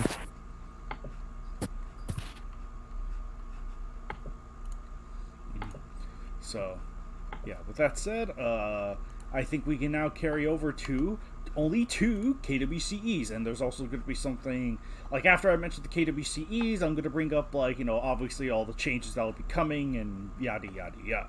So, we will hop on over to KWCE number 47, Godzilla Showa 75 versus MonsterVerse Godzilla. Set on Monster Island, written by Godzilla vs. Rayquaza. Alex, did you read this one? No. Birdman. Well, there we go. That win streak has finally lost once we got to the KWCE. Birdman. I'm revoking your medal. Yeah. Birdman, did you read number 47? He says he has. What'd you think of it?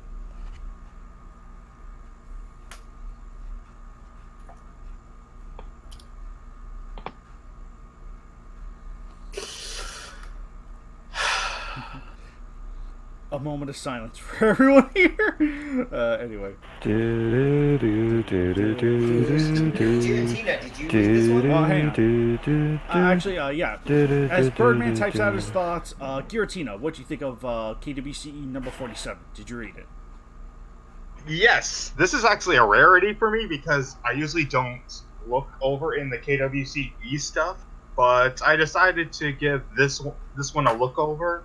And I enjoyed it. It's nice to see both Godzillas sort of vying for King of Monster Island, and just legendary Godzilla's shock at seeing Showa Godzilla fly with his atomic breath into him. It's like that is something that's completely out of his wheelhouse, and it takes him off guard and just ends the fight right then and there. It was a great fight, and I like seeing the loyalties of the various Monster Island crew as they contemplate, do we stick with our smaller current leader, or with the really big old guy that just showed up? But yes, it was a fun read.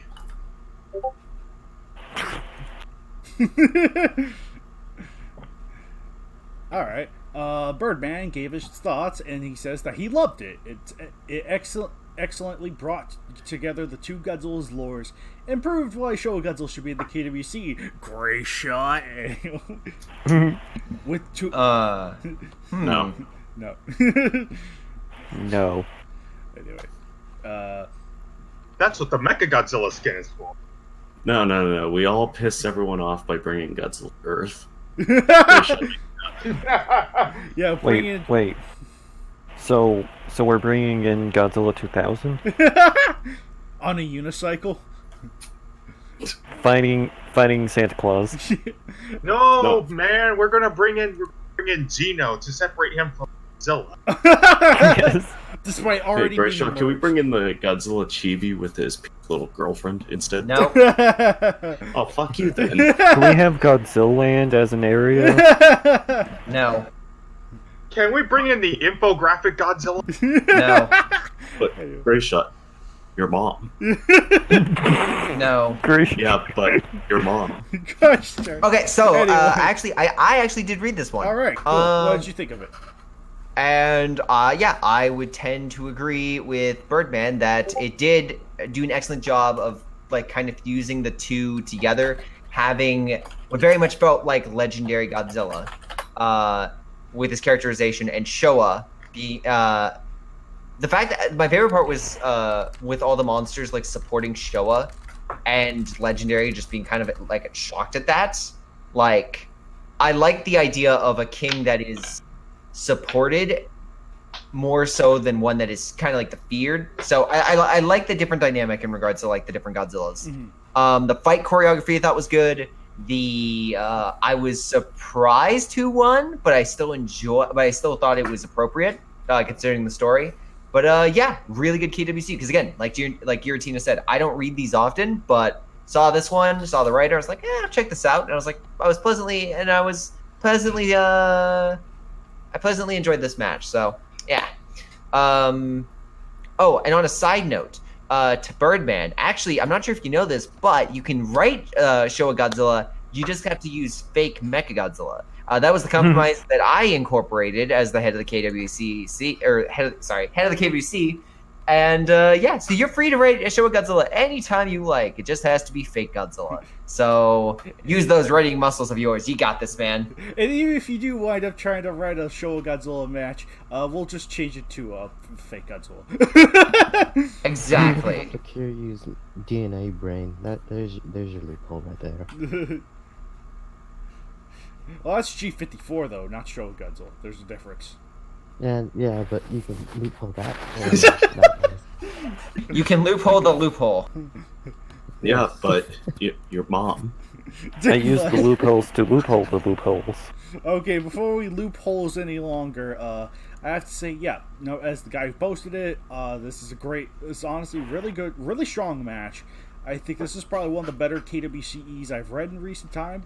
Godzilla vs. Rayquaza, also known as Matthew Freeze, for those who don't know, he's written a couple of matches before, both for KWC and KWCE. Great writer. He's a great writer and really enjoy the stuff he puts out. So anytime I see his name, I'm like, we're in for a good time. And yeah, this did not disappoint. Yes. Yeah. With that said, Nagoda, did you read KWCE number 47? I did, surprisingly. Alright, well, what'd you think of it? It was a really fun match. I like how it was just like legendary Godzilla. He's just wandering around the ocean. Then he realizes, oh, this is just an island full of monsters coexisting for some reason. I'm gonna go over there and take over. And when he does try to take over, all the monsters side with the other Godzilla instead of him. The loyalty to And their the king. battle of alphas begins.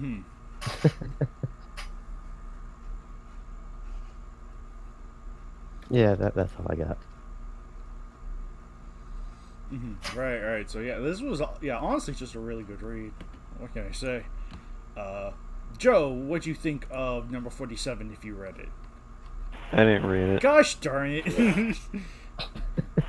Way to ruin everything. All the positive hype and then I didn't read it. Well, that's just my life story. Oh man. So yeah, honestly, yeah, just really good, really strong match. What can I say? With that said, I think, yeah, Giratina, I believe, said he was going to be heading out to see, do something with his dog, to do stuff. So yeah. Oh, he's back. Cool. Perfect. He actually did everything while you were saying it. Yeah. He was that fast. Yeah. Okay. Cool. Time warp. So with that said, we will head on over from number 47 to the last KWCE for the time being. I'll go into clarity as to why in a bit, but we will go over Kamagidon vs. Mechanicon, written by MM Rates again, also known as Joshua Reynolds, who writes for the KWC. I will first start off by saying this. This was meant to be a KWC match. That was the original plan. Grey Shot had simply held it off just to see, if any more matches came in or what have you. But simply put, we never got anything. So he ultimately decided to revoke, or I either suggested to him or he decided to revoke the match and just put it to the KWCE side, since we had recently also put a ban on TV monsters. That just because there are too many TV monsters to count, we're not going to be adding all of them.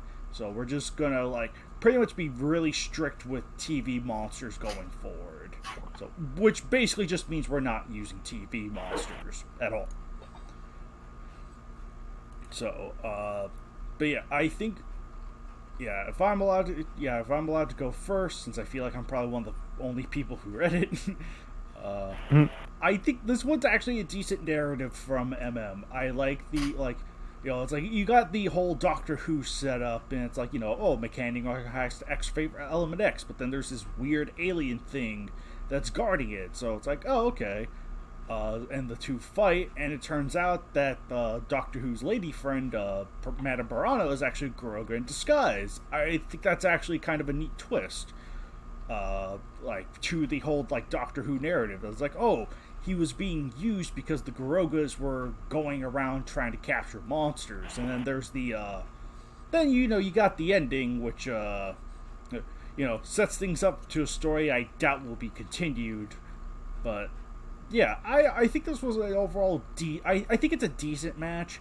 Would have been nice to see, but at the same time, I'm also glad this was put to the KWCE, because, to be perfectly frank, Kamageddon is banner-wise, not an easy monster to find good images for. He only has...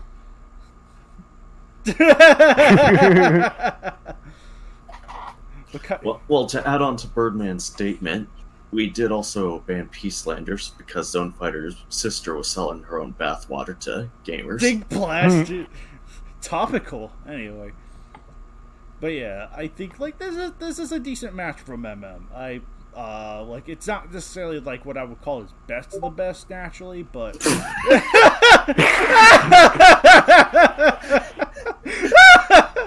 oh, Birdman. Well, Birdman, I told you those Peacelanders were bad when they first got here.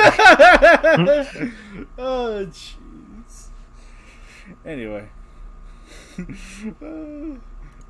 But yeah, just a decent match overall, and I made the banner for it, which you are seeing right now. Let's see, Alex, did you read number 48? God damn it! Fuck off! I didn't read this. Stop asking. Giratina, did you read? We will keep asking until you read it.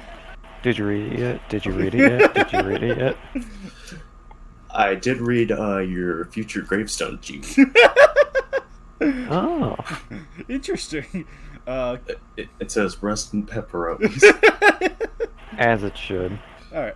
And it also says Mean Girls is my favorite movie. Oh, fuck you.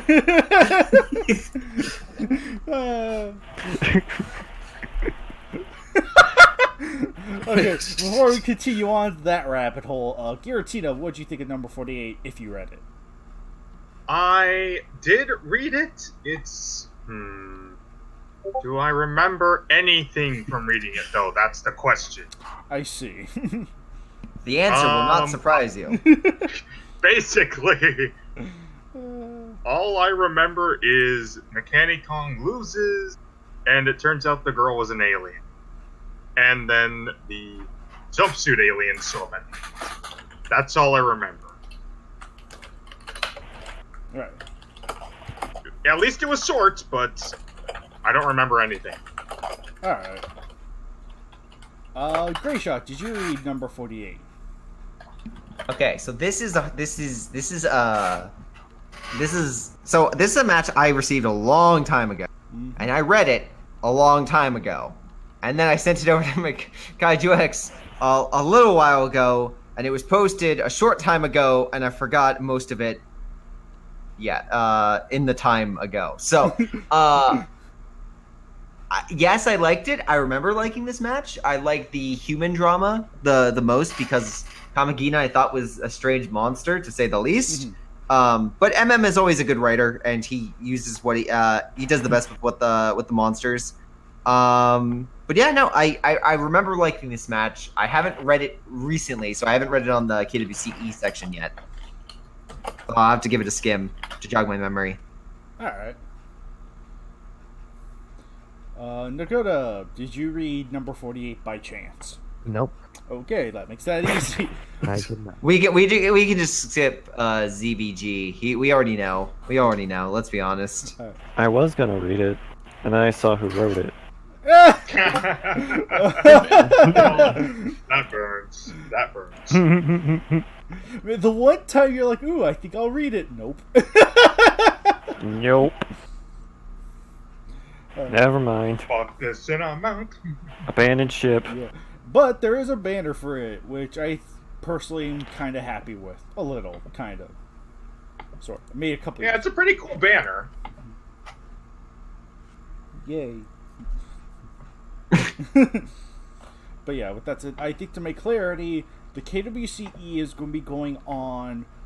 I had original plans of doing something very different with the KWCE, something that was more self-sustaining, if you will. But that, after talking it over, it turned out that it's like, yeah, that was probably wasn't the best idea.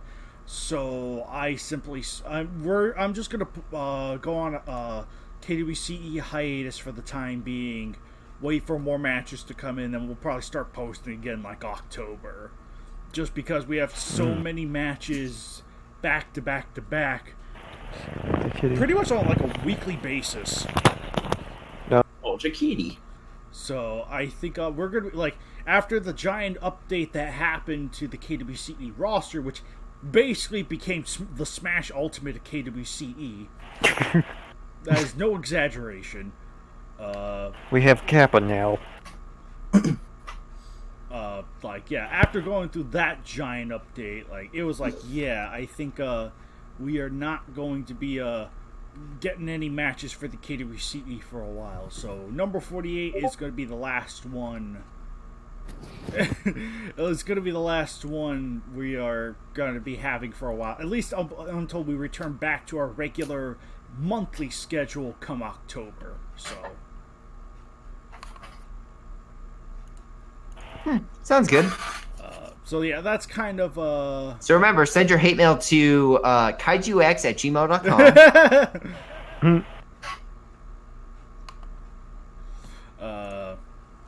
But yeah, this is just in general. Yeah, that's just kind of the big reason why we're going to be number 48. It's going to be the last KWCE for now. So actually, next time we actually don't need to go over KWCEs for a couple of months. Thank actually, God. So it's like, hooray! We can just focus squarely on KWCs and whatever's topical. We can focus on the high quality stuff. Yes, we can. Wait, we can focus on memes? I don't think that counts as high quality stuff. It is high quality stuff. What are you talking about? Anyway, but yeah, the KWC has undergone a pretty big update recently. Literally, like today's update is probably the biggest thing that's happened in a while. We are changing our policy concerning the addition of new kaiju. So that way, like the general idea we're going for, and a question that Greyshot seems to get a lot is, who are we allowed to use? Because, yeah, as much as it is great to see, like, surprise, newcomers come in, that can also be a little iffy of who can come in, who can't, etc. So, what we're going to be doing is that we're just going to be adding monsters to the roster. But there is a certain set of criteria that'll have to be met first if we decide to slap them in there. So, and the biggest one of that is one will probably have to be like image variety, like for banners. Are there enough images? Are there enough images for these monsters, or is there anything we can have to work with that'll help with that? So, like, Batgora has the 3D model, Griffin has the 3D model, and the Armor Titan. Don't worry, man. I have this recorded. You can listen to this again there. But to repeat myself, yeah, shit. Where did I leave off? Hey, KWC, you want your fucking language? Yeah, but your mom. Dig blast. But yeah. Your mom gay.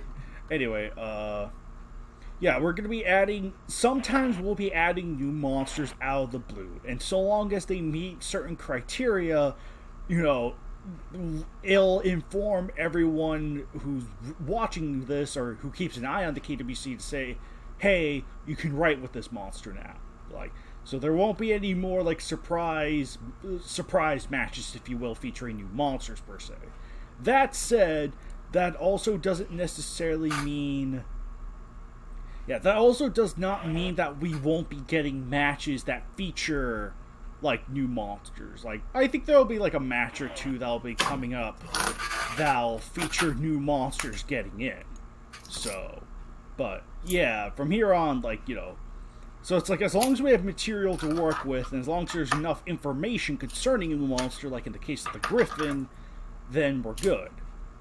And I think another huge update that's come with that too is that the KWC animated will now be accounted for win-loss ratio.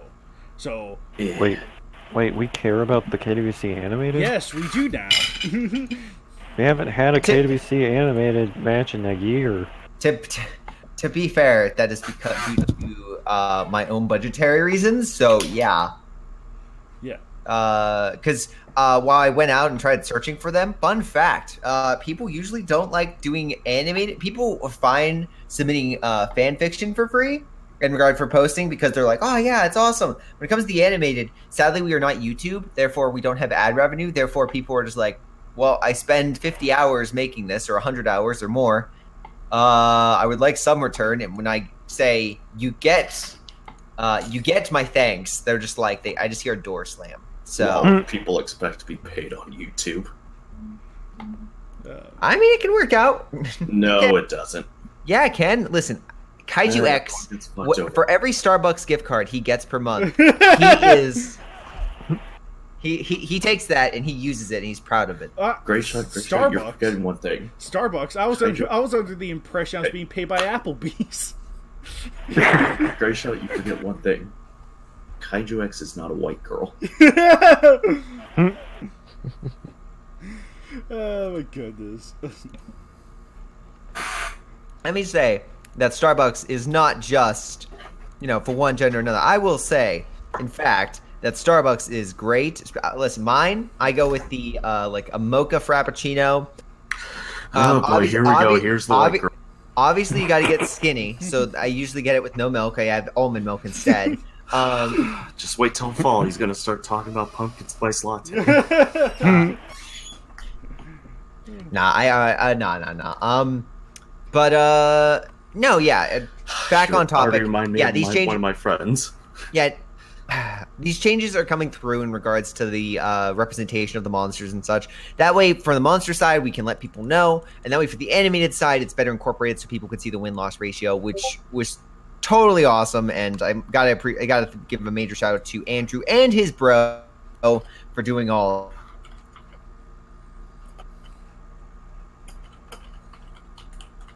Mm-hmm. Ah, yes, the ultimate fighter, the Starbucks mermaid. Dig blasted. But yeah, so like there will definitely be a lot of and anytime we do make these kind of additions with monsters that don't have matches, they will be updated on the front page. So at the very least, that's the plan we're going to be going with. Mm-hmm. This is a good plan. Yeah, and yeah, we did these monsters specifically because obviously the legendary monsters everyone knows, and we've already seen feedback in regards to the monsters of people writing matches, people thinking about matches. So those ones are kind of obvious. But the monsters we posted right now are not obvious.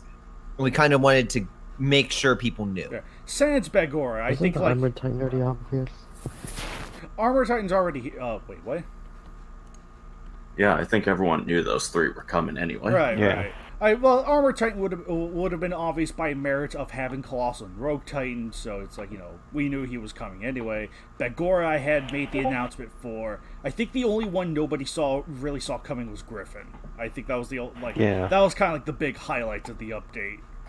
So I didn't expect it. I think I remember the idea of the Griffin getting shut down.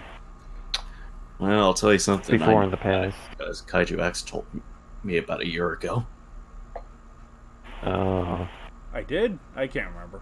You told me that Griffin was getting added a long time ago. I probably did. So, but yeah. You also said that Evas are not getting added whatsoever despite the new movie. You're only just posting on the forums just to play with people's feelings. Kinda, yeah. It's just mostly. Yeah, we're not having the Evas in the KWC, right? Honestly, I'm That implies you're lying. Hey, hold on. I would rather work with the original recognized icons that Evangelion's known for. I think they're the most recognized of the bunch. The Titans. I'd much. So it's like the Titan situation all over. Pretty much. Yeah. I'd rather work with the original, well-known versions, but we gotta settle for the Kmart versions. That's kind of the case.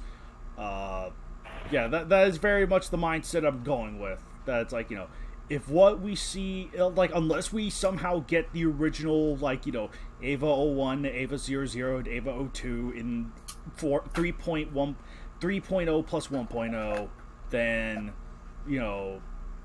then I would not mind including them. Like, even if it's just a cameo, like with the case of Ultra 7, where it's like, oh, he only appeared in an Ultraman Taro episode, but, here he is anyway.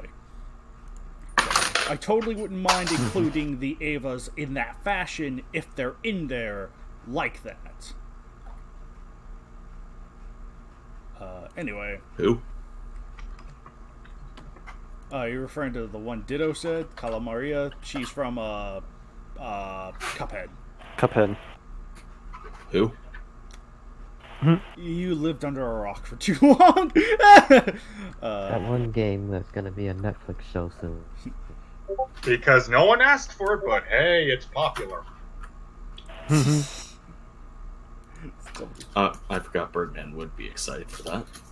Anyway, in addition, do we ever make the announcement of the hybridization on the KWCC? I don't think so. I think that was... I don't think Nope, we did. we did not. That's right. You're No, you welcome, didn't. by the way.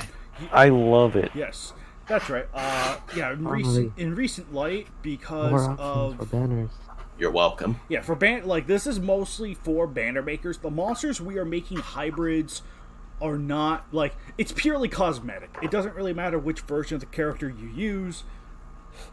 It's just strictly cosmetic, and it's not the same level of hybridization as, say, Gigan, for example. So it's like, yeah, if you want to use Showa King Caesar, Millennium King Caesar, that's entirely up to you.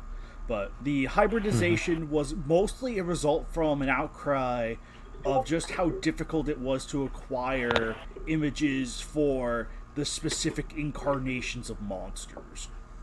So, because of that, we decided to, fuse them, like, monsters that we felt like aren't going to be getting separate slots, I think, will be added. And, like I said, it's purely cosmetic. You can use the same powers within regardless of which version you use, so that's not a problem.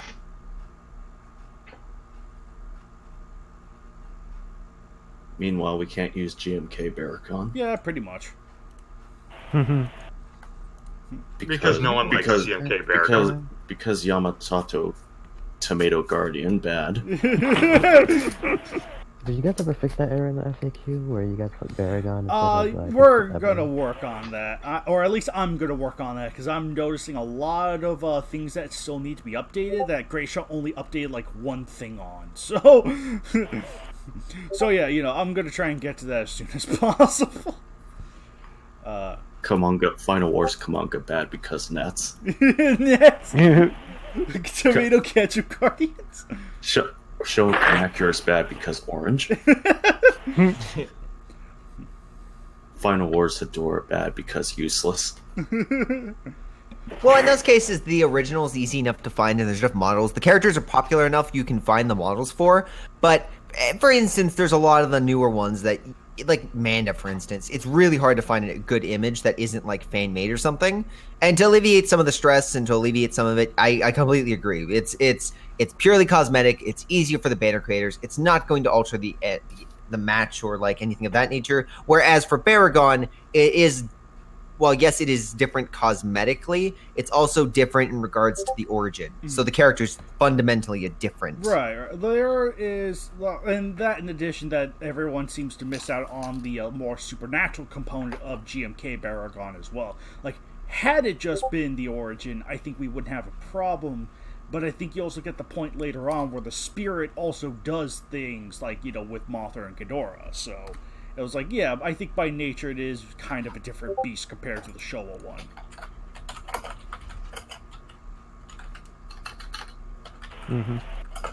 So basically, hashtag not my Baragon. So yeah. But yeah. Oh lordy. But yeah. New hybridization for Ebera, King Caesar, and Manda. Those are the three that'll be getting the treatment. I personally would have pushed for Kamacuras, but that was kind of Greyshot's decision. I feel like Kamacuras probably would have been one of the only other monsters that's still hard to get stuff for. So, Kaiju X Orange Monster Bat. all right, Orange Monster. Well, guy plays the Godzilla mobile game too much. I won't lie, I'm playing it right now. No. No, yeah, so we had that update, we had the previous update. I can't think, and there's nothing to announce, like, in regards to new monsters, so I think that covers all the major updates for the KWC. Anime Ghidorah's getting added. No. No. Yes. When Trendmasters Ghidorah. Oh gosh. When did that be the day? Speaking of which, I knew I forgot to do something. There's references to models. But, actually, there is a bit of... So, I haven't done this in a long while. Would you guys want to know the top KWCs so far of 2019? You know what? I have been thinking about that. Sure, let's see what the most popular ones are. Yeah, I actually want to know, like, what are the most popular ones and see, like, which ones have gotten the most views since we last did it, so... Okay, so first and foremost, let me say this. Because of the blog format, there are now two different... There's now...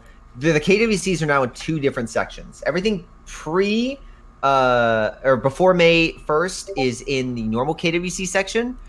Okay, that's good. But everything after is in the blog section. So I'm gonna have to split them up a little bit. So just as a little bit of a caveat. So let me bring this up. So in regards to the KWC for the normal section, we have the top matches of 2019 from January 1st to now. Are number one, we have match 249, Godzilla Hesai and Godzilla Legendary versus King Ghidorah Hesai versus Grand King Ghidorah. So way to go, Nagoda. Wait, what? Your match is the most popular match of 2019 so far. Hooray! Congrats. My son. Congrats! Congratulations! Yes. This is the ending to even Good job, kill you. Dakota. How? No one expected Need a it, penguin. and the guy doesn't want it. Are we talking about the King Ghidorah Godzilla one? Yes, Yep. your match is most popular. How? That one is horrible. Because people like seeing Godzilla and Ghidorah fight. It's Yeah, It especially really is. especially two Godzillas. Double the Godzilla, double the fun. Double the Godzillas, double the Ghidorahs, double the fun. Yep. Yes. I mean, you two know how bad the original one was. Yes. We all but improve, though. We all improve. exactly. Unless you're me, then you never improve. You just degrade. I'm devolving. Improvement. Next up at number 2, we have match 100, everyone versus everyone. At number 3, we have match 243, Orga in Hell. At number 4, we have match 250, Batra and Megalon versus Zandora and Monster X.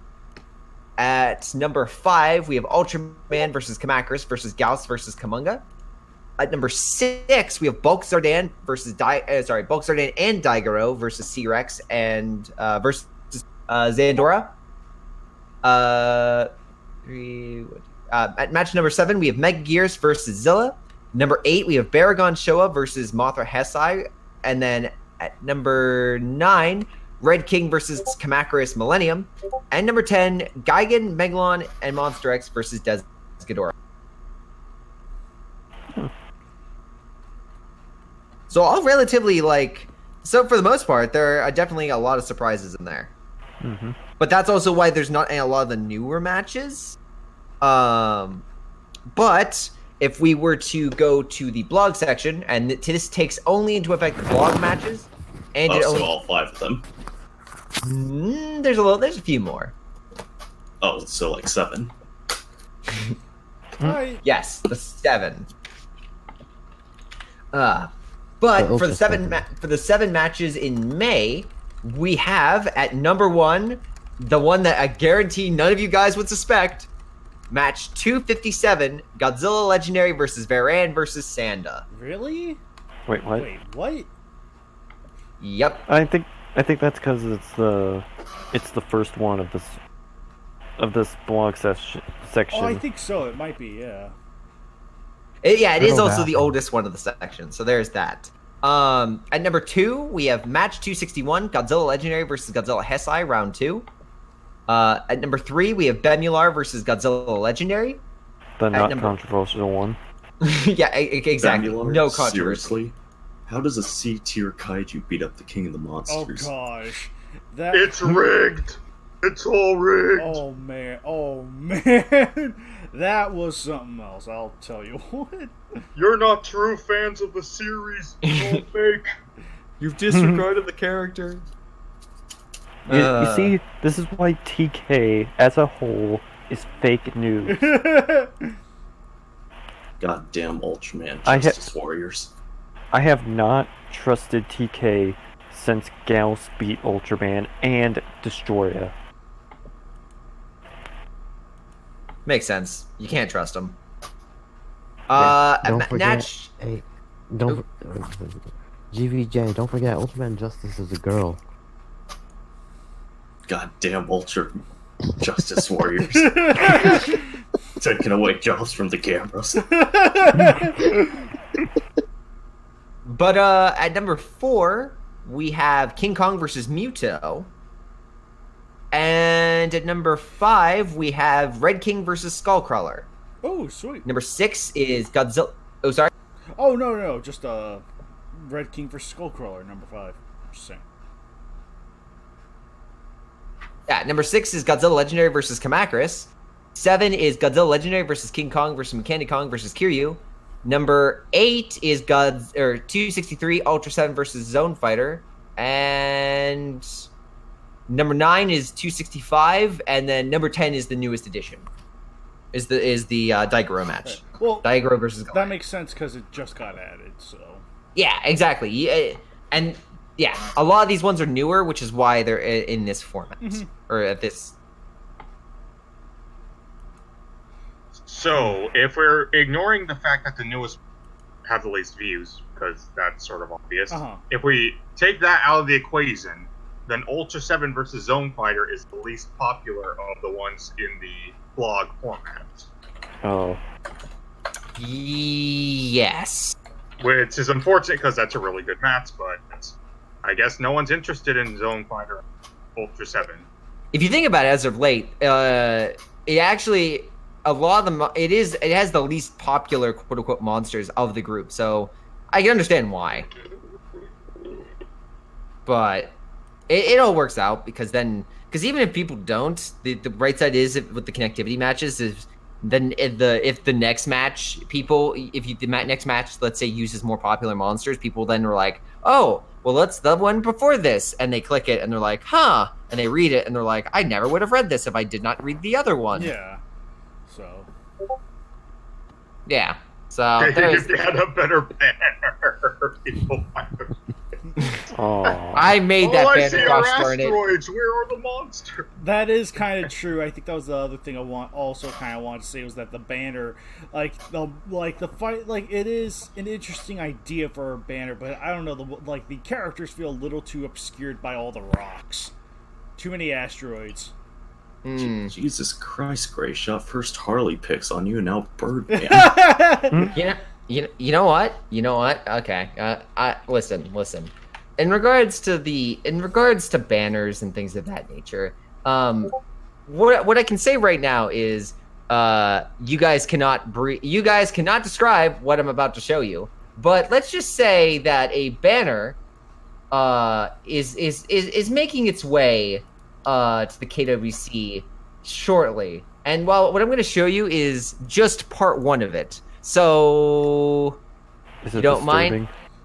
It is. It is very disturbing. So, do not say what it is in the banner, but for a final little tease, for those that haven't seen it. Yeah. Well, then, that's Interesting. Oh, man, that Ultra It's 7 not is loading. Oh yeah. Audrey Fuckfest is really awesome. Oh, I see. My eyes! It burns my eyes. How dare you show us this horrendous rated R stuff? Yes, Minya versus Shin Godzilla confirmed. Shinilla. cannot wait. No. If you tilt the screen ever so slightly, it shifts into double giant Sarazawa's fighting. I see it now. 1954 versus Giant Sarazawa confirmed. Yes. But Yes. Also, Manila's back there saying has a camcorder and saying, "I'm shooting." oh my god, oh my god, the thing I posted even got landed in the chat. Woke him up. Awesome, He baby. woke up from years of slumber. Yes. But no, let's just say that might be where some folks is going. So there. That is cool. Very cool.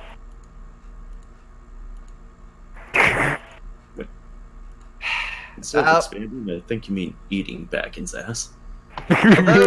Well, those are the current stats for the KWC at the very least. So, actually, you know what I could also check? I completely forgot about this, but I can also check out what is the number one match, what the number one matches of all time are at the moment. Oh yeah. Very, very quickly. No, I'll just do it. Yes. It's match 7, isn't it? And number 1 is Hedorah versus Burning God. Oh gosh. Yes. Everyone's favorite. Now, mind you, I think I can only go back to 2005, so I can only go that far back. Apologies. Back when the Earth was molten and life was just starting. Don't you mean you're describing the origins of the internet? But the top 5 matches. Oh, this actually hasn't changed too much over the. I'll just say it anyway. Number 1, match 100. Number 2, match 56. Ew. Everyone versus Bagan. Ew. Fallout, I think. Ew. Fallout. Yeah. Ew. Ew. Ew. Match 50. Match number 3 is match 51. Oh, okay. Everyone versus Bagan. No, it's Bagan versus everyone, Gray Shot. Yes, thank you. Jeez, you're not a true fan. Yeah, it's I really got. Yeah, I'm just not as good as that guy that runs the site or runs the KWC section or anything. Number 4, you need to get your skill up. match 4 is match 150, the Tom finale, Ew. and then match 5 is match 146, which is mine. Oh wow. Oh, okay. So Tomzilla has the most popular matches on. Oh yeah, definitely. I think. Oh yeah, because the Bagan trilogy. Heck yeah. Yeah, I think the Baggage trilogy definitely was like. I think that was like a major attractor for a lot of people who viewed the KWCs. I know it got my attention back in the day. Ooh. Yeah, it's very much the like tent poles, like everyone and whatnot. Like, yeah, those are definitely the ones that draw people in. There are a few others. Like, if I were to go down, like the next one is number 6 is number 1, number 7 is 164, number 8 is 160, number 9 is 151, and number 10 is 14. Ew. Number 14's up there. Wow. Mm-hmm. People really. Yeah, I guess the Godzilla camera. What exactly really was 14 again? Godzilla versus Gamera? Oh yeah, I remember this one. I think the match actually got me interested in was Kong, Zone Fighter, Godzilla, and Gamera. You mean Ultraman? It wasn't so far. Ultraman. That was number 38. Yeah, that's 38. That was the one that got me interested in the KWC. I mean, it's not amazing high art. It's sort of aged like milk, but I do go back and read it from time to time.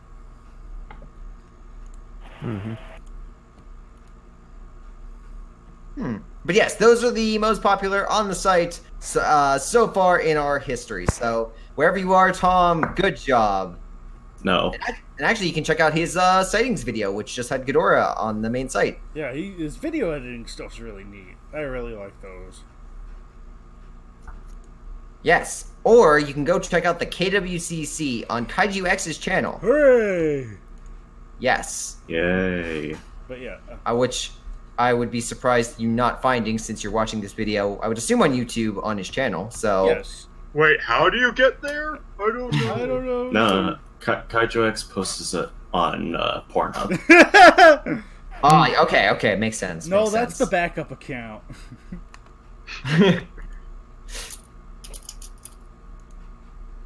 No, people are actually watching this in the year 3000, being uploaded straight to their minds. Yep. Well, here, did you guys start late? Because if so, I could also go through a KWC fight. No. A KWC, like a KWC battle. At least one round of a KWC battle. No. Yeah. We did start that late. We started pretty on time, so. Okay, well, I will enter I a want to talk random. about our theme park idea. Oh yeah. Oh, jeez.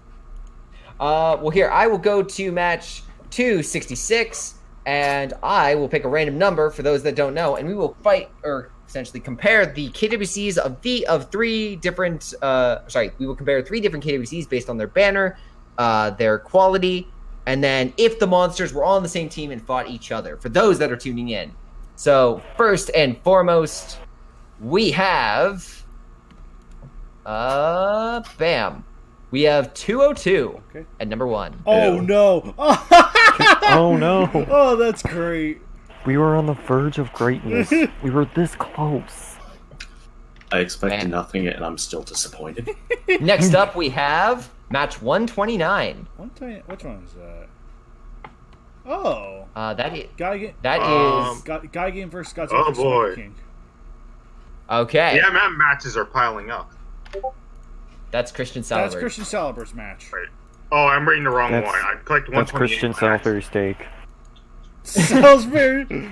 Oh my goodness. I clicked the one below. Okay. And next up, we have match 203. The one right next to 202. Jeez, generator, you're so lazy. Yes. Ooh, Gamma versus Wow. Orochi. Oh, yeah, I feel this is a I fun feel one. offended. Okay, They were all- now. They were so close to my match. But here, now we will pit them against each other and decide which one is, well, I guess the winner of this battle. Yes. Yay. First, we'll go through. Yay! Okay, Birdman left, so that leaves 3-3. Okay, so we'll do rapid fire. Alex, what's your choice on best banner? Mom. Gamera versus Orochi. I Ooh, would by say 202, Matthew but I'm not Williams. saying that out of spite. Okay, Giratina, what's your thought? Giratina, sorry. Yeah, I'd have to agree with Gamera versus Orochi is for banner as well.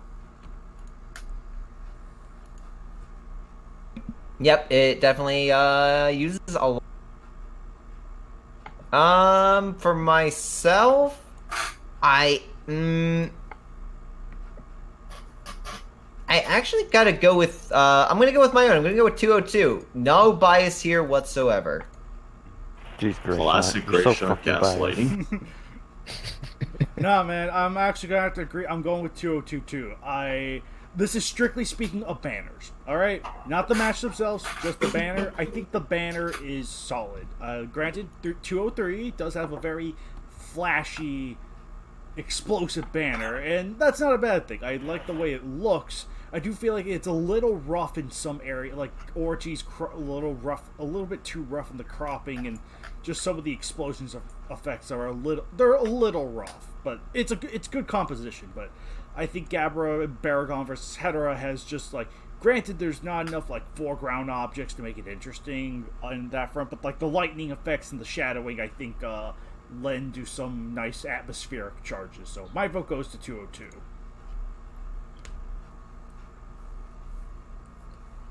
So all right. Cool. And now Nagoto, what is your choice on best banner? 203. I like 202, but then the lightning and stuff, like the atmosphere in there looks really cool and stuff, but the Baragon picture looks a bit weird for me. And the Gamera one, all the flames, the action shown in there, the lightning from Orochi's eyes, it just looks it looks really nice. So 203 is my choice. Well, cool. And then ZVG, what is your choice? Well, I like all of these banners, but 203 is just so cool. Like I don't think there's a single thing that I don't like from this banner. Gotcha. Biased. Got it. So that's the theme. Bias. All of you. I'm biased. I'm biased because this was done by Matthew Williams. Makes sense. Makes sense. So. But otherwise, that means that 203 is the winner of the best banner. So let's see which one is the best match. Alex, what's your choice? I don't remember a goddamn thing about 129. 202 sucks donkey dick, so 203 it's actually good. Process of elimination. I like it. Okay, Giratina. Okay, so while I don't have as much disdain for MM's match as Alex does, it's just something about 202 just doesn't sit right with me. Not quite sure what it is. Maybe Gabara trying to break free from inside of Hidora. Oh, it's a cool concept. It just, the way it's done just doesn't gel, and 129 requires a lot of backtracking over to a really early match to get the full view of what exactly is going on. I don't think it takes that much And effort. it's simple. I do like it, but yeah, 203 just wins out for me in that regard. It's Orochi versus Gamera. You can't exactly get much better than that, and it's a nice, short, and intense fight, and I just enjoy it. So. Completely understand. In that case, then, we're going to take over to myself, and my current thoughts are, honestly, so 203, I'd say I would agree with everyone. Oh, sorry, 202, I'd agree, is probably the weakest with MM. This being his definitely one of his weakest of matches. But I actually will say that I like the time travel and the conflict in 129 with Gigan having defeated King Ghidorah, this being a sequel to Gigan versus King Ghidorah match 18. And I like the Futurians coming back to defeat Gigan, and then Godzilla being thrown into the mix. It's a nice... I like that dynamic, and overall I like the conflict going back and forth. If I will say the ending is kind of... yes, it is Godzilla. Godzilla's going to pull the win, of course, because this is the early KWC. But yeah, I give the slight edge to 129 for myself.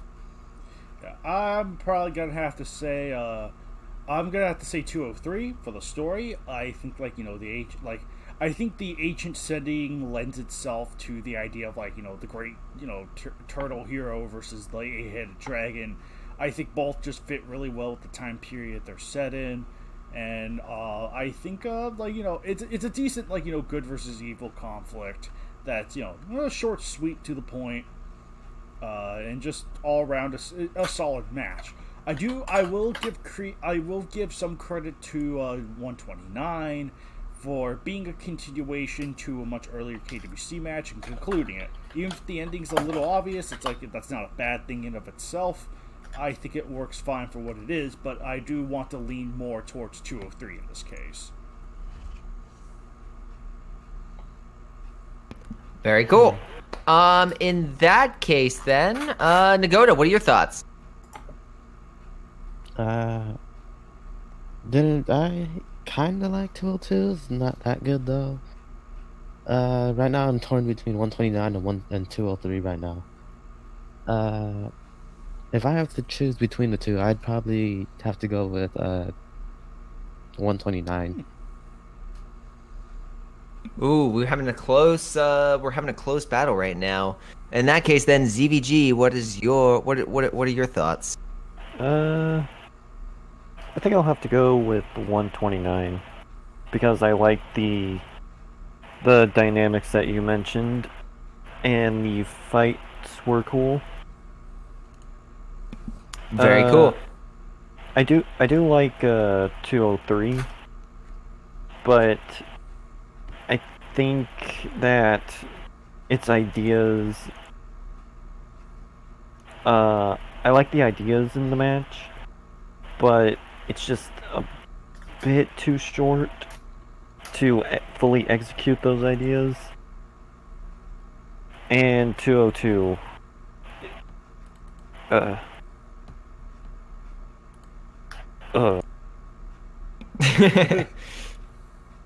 Well, in that case, then, that means that we get a half point for each for 129 and for 203.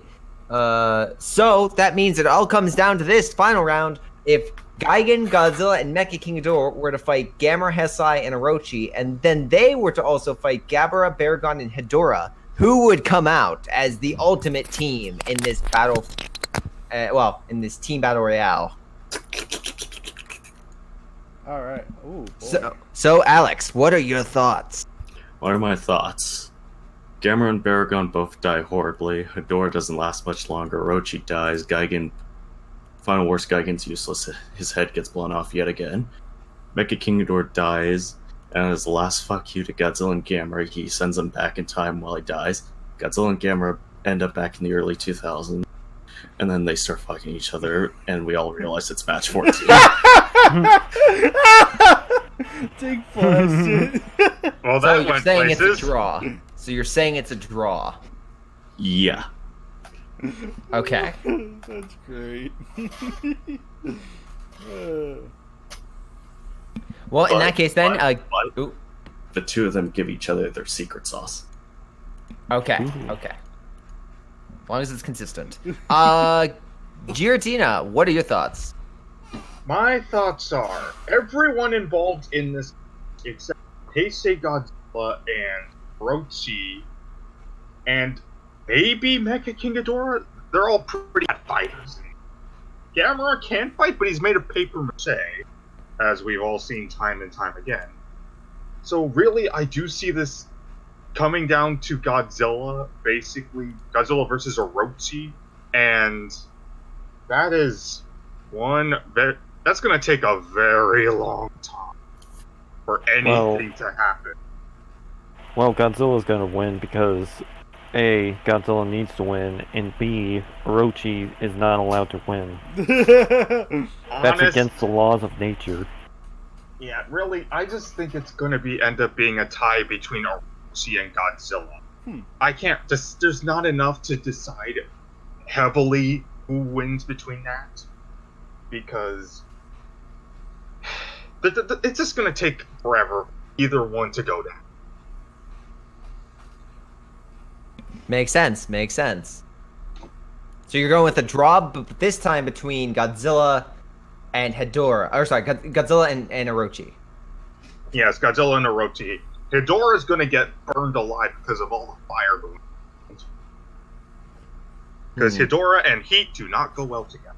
Nope. Touche. In that case, then, for myself, I gotta give the slight edge to Godzilla, Gigan, and Mecha King Ghidorah. I think that the amount of firepower Mecha King Ghidorah and Godzilla can dish out, coupled with Gigan being a pretty good close quarter combat, is going to overwhelm any combo. Mecha King Ghidorah can beat Hedorah with his electricity bolts.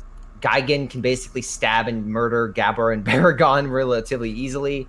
Orochi, sure, can, fight, but he's probably going to get slashed if he fights Gigan close quarters. He's going to get overwhelmed with long-range firepower from Godzilla and Mecha King Ghidorah, because while he can breathe fire and such, Godzilla can obviously survive lava, so that doesn't do much. So that means he's dealing with electricity. And as we noticed with Godzilla in this timeline, or Godzilla in general, against Ghidorah, he can take a lot of bolts. And still keep going.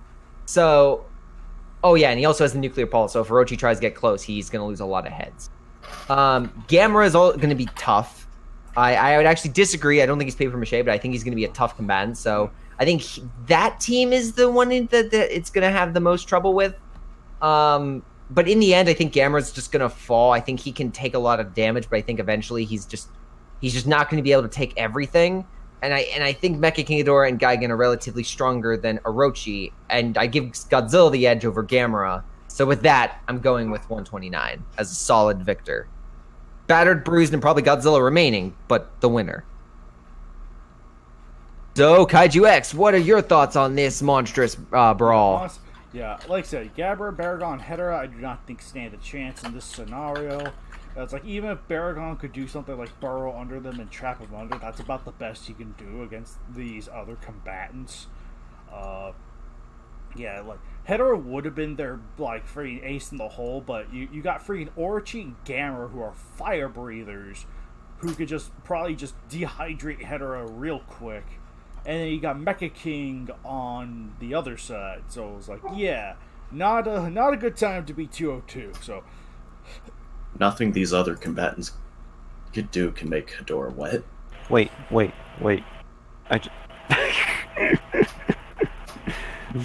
Pretty good. That's actually pretty good. I just realized this isn't a normal Gabara. This is an It's MM retarded. Gabara. This is MM's Gabara. We don't care if He is pretty much on Godzilla level. Well, it doesn't matter, he's still screwed, so... True. So he's retard strong. Anyway, but yeah, I think, yeah, it is going to come down to... Yeah, that is going to be hard to say. A lot of it is going to come down to Gigan, Team Gigan versus Team Gamera, really. Whew. Yeah, I think, yeah, like, Orochi can probably do some, like, I don't think it's going to be much, because it really depends on how long they last. Orochi's been demonstrated not to, like, be the most, I guess, tolerant of, beam hitters, if you will. He does, like, you know, Kusagami just freaking blasted to hell and back and, you know, sliced him up with his... Granted, you know, that's a superpowered being, don't get me wrong. But, yeah, I think I am going to be in favor of 129, just mostly by merit of Gigan being generally cunning. Mecha King Ghidorah has a, you know, fire, and then Mecha King Ghidorah and Godzilla have the firepower to dish out the pain that Gamera and Orochi can bring. So, all right, and Nagoda, and I'll speak on behalf of Nagoda, to say that he votes for 129. So. How dare you assume what he's going to say? That's just so rude. So, Joe, which one do you go for? I'm going with 229. You mean 129, right? Yeah. What is the right answer? But in any case. Yeah, no, okay. In that case, then 129 is the winner of a draw. 203 as the best, as the winner in this KWC battle. So thank you, Kaiju X, for letting me do this real quick. Nope. But now let's head out for our final comments for the podcast. Yes, I agree, because I'm not going to be able to do anything Sunday because one of my dad's friends is coming over tomorrow. So I'm going to need to try and get this edited real quick. Have it loaded, have it up on YouTube as fast as I can. I'm gonna have to haul ass on this thing. He's gotta go fast. Gotta go fast, yep. Go fast and eat ass.